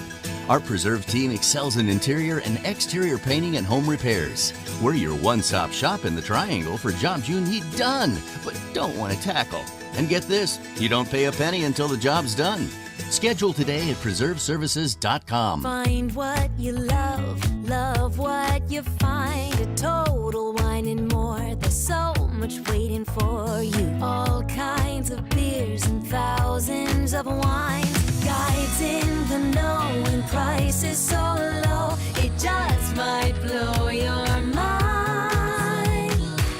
You're gonna find what you love and love what you find. With curbside pickup and delivery available, you'll always find what you love, only at Total Wine & More. Drink responsibly, B21. Down on credit cards, struggling with high interest debt? You can pay it all off in days with Loan Pronto's Rapid Equity Loan. Hey, it's Dennis Cox. Get cash out now without touching your low-rate first mortgage. No appraisals, no waiting, no BS. The Rapid Equity Loan program at Loan Pronto is amazing. One Loan Pronto client just got $300,000 approved in under 24 hours. They paid off debt, renovated their kitchen, and cut their monthly expenses by $1,800. That's a huge turnaround. Loan Pronto, instant approvals, low rates, no hard credit pull up front. Listen, your home equity is yours. Use it. Get cash to consolidate your debt down to one easy low monthly payment. Call Loan Pronto now for a free instant appraisal for your home and see how much cash you can get today. Loan Pronto is A+ rated by the BBB and have nearly 2,500 5-star Google reviews. Their service is off the charts. Call now to start the conversation. 919-381-1760, loanpronto.com. 919-381-1760. Get debt relief now. Loanpronto.com. Equal housing lender. NMLS 1661781 on approved credit. NMLSconsumeraccess.org. Bryce throws deep downfield. Oh, he's open. Coker wide open. He's got the 45. He's got midfield. Down the right sideline. Nobody to beat. Jalen Coker, 83 yards for the score.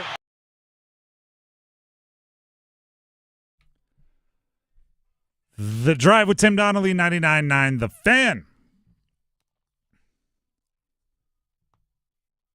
By the way, Max, I didn't ask you. I don't know how much of an old soul you are. Like when Graham's here, he's always playing the older music. Do you have a favorite Beach Boys song? Brian Wilson passed away, the creative force behind the Beach Boys.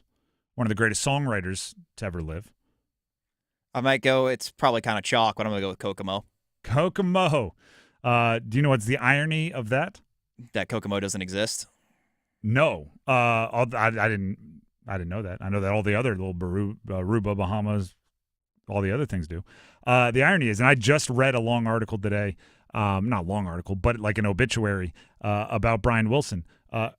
Kokomo is the only Beach Boys hit, like the only top 10 that Brian Wilson had nothing to do with. Did not write. It was when he was going through some personal battles, addiction, and things. He was not a part of the band. Didn't sing it. Didn't write it. Didn't do anything.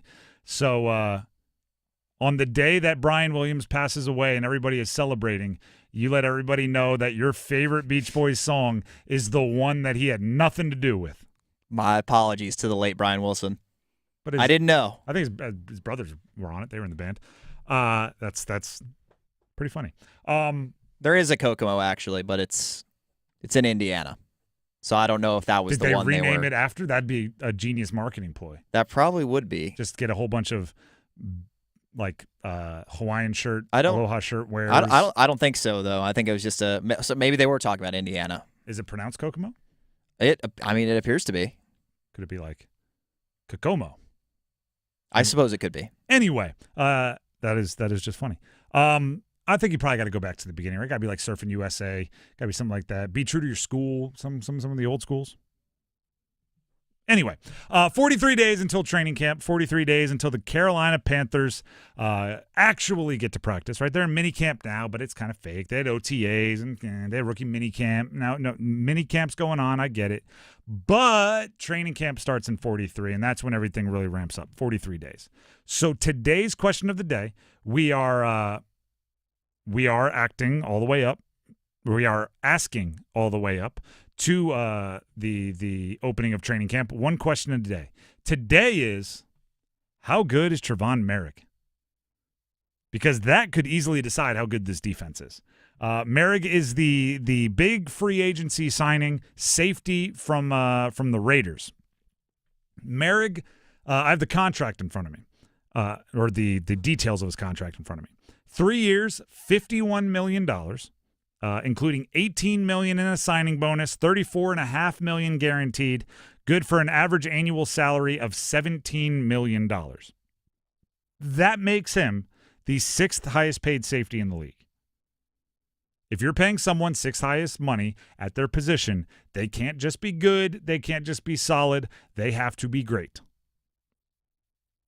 And do you know how a player in the secondary, particularly a safety, is great? They get their hands on the ball. He is only as good as the turnovers he forces, in addition to the things that he did well with the Raiders. He was good with the Raiders, stopping the run. He was good being in position. He was sound fundamental football. You are only as good as the turnovers you create when you are the 6th highest paid at your position. So far, Merik has had 4 years, 66 games in his career. 6 interceptions. 0 forced fumbles. He does have 2 fumble recoveries, but I don't know how much credit I give for that. Fumble recoveries, if you study analytics, they're pretty much luck. Once you put the ball on the ground, then anything can happen, right? It's not like a skill to recover fumbles. So if you just count the 6 interceptions and the 0 forced fumbles, he gets a turnover every 11 games he plays. Now, we don't know what he was being asked to do with the Raiders.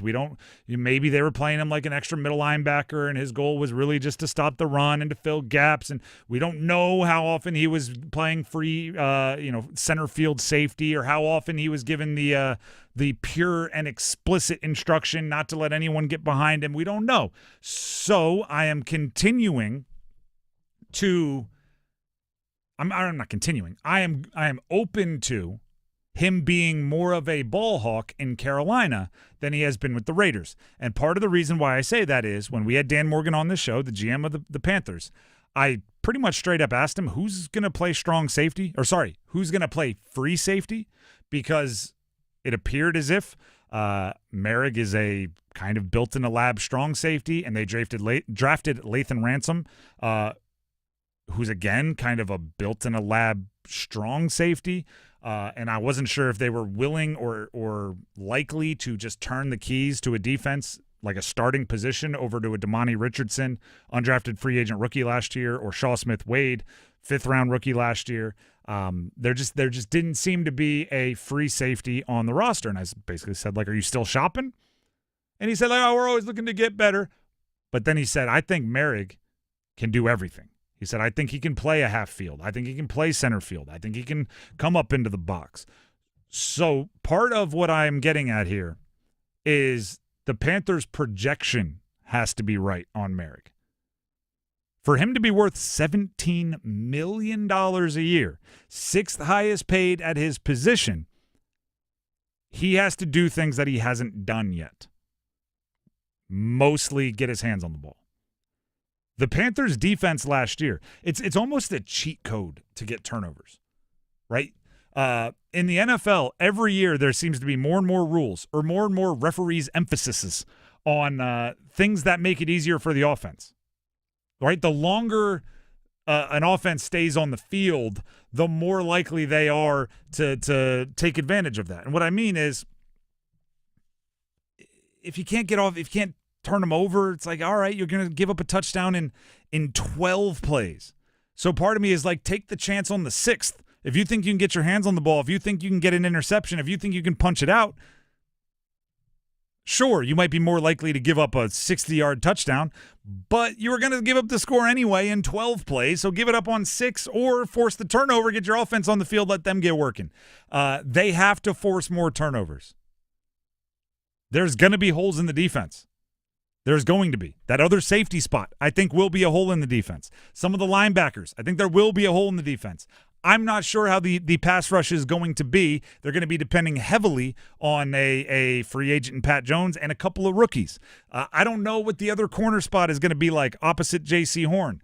The longer an offense can be on the field, the more likely they are to find one of those gaps in your ability. So if Merik or Horn or Derek Brown or one of these guys who we know is good, or at least we know is highly paid, get an opportunity to get their hands on the ball, take the risk. Take the risk. That's how good Merik is. He's as good as he can get his hands on the ball. That's all I can say. And we'll see. He did pick off Bryce Young today at minicamp, but I've said a billion times, I do not care about minicamp stats. Who knows? Maybe Bryce Young was trying something, right? Quarterbacks do that occasionally. Let me see if I can fit this in. Let me see if I can look him off. Let me see if I can, and then you throw the pick in practice and you go, can't do that. Won't do that in a game. That's why you experiment. I don't know if defenses should be excited that much. The Drive with Tim Donnelly, 99.9 The Fan, coming to a close. We'll be back tomorrow. Dennis was actually out at minicamps today for the Panthers, so we'll hear a firsthand account when he joins us tomorrow of what that was like. Thank you to Max for keeping us up and running today, pinch hitting for us in the producer's chair. Appreciate it. Overdrive is coming up next. We're starting talking about Kotkaniemi, everyone's favorite subject. See you tomorrow. Golf's third major will be found on 99.9 The Fan. Listen all week long as we cover the U.S. Open from Oakmont Country Club. Find out if Bryson DeChambeau can go back-to-back or if a new champion emerges. Depend on us for constant leaderboard updates and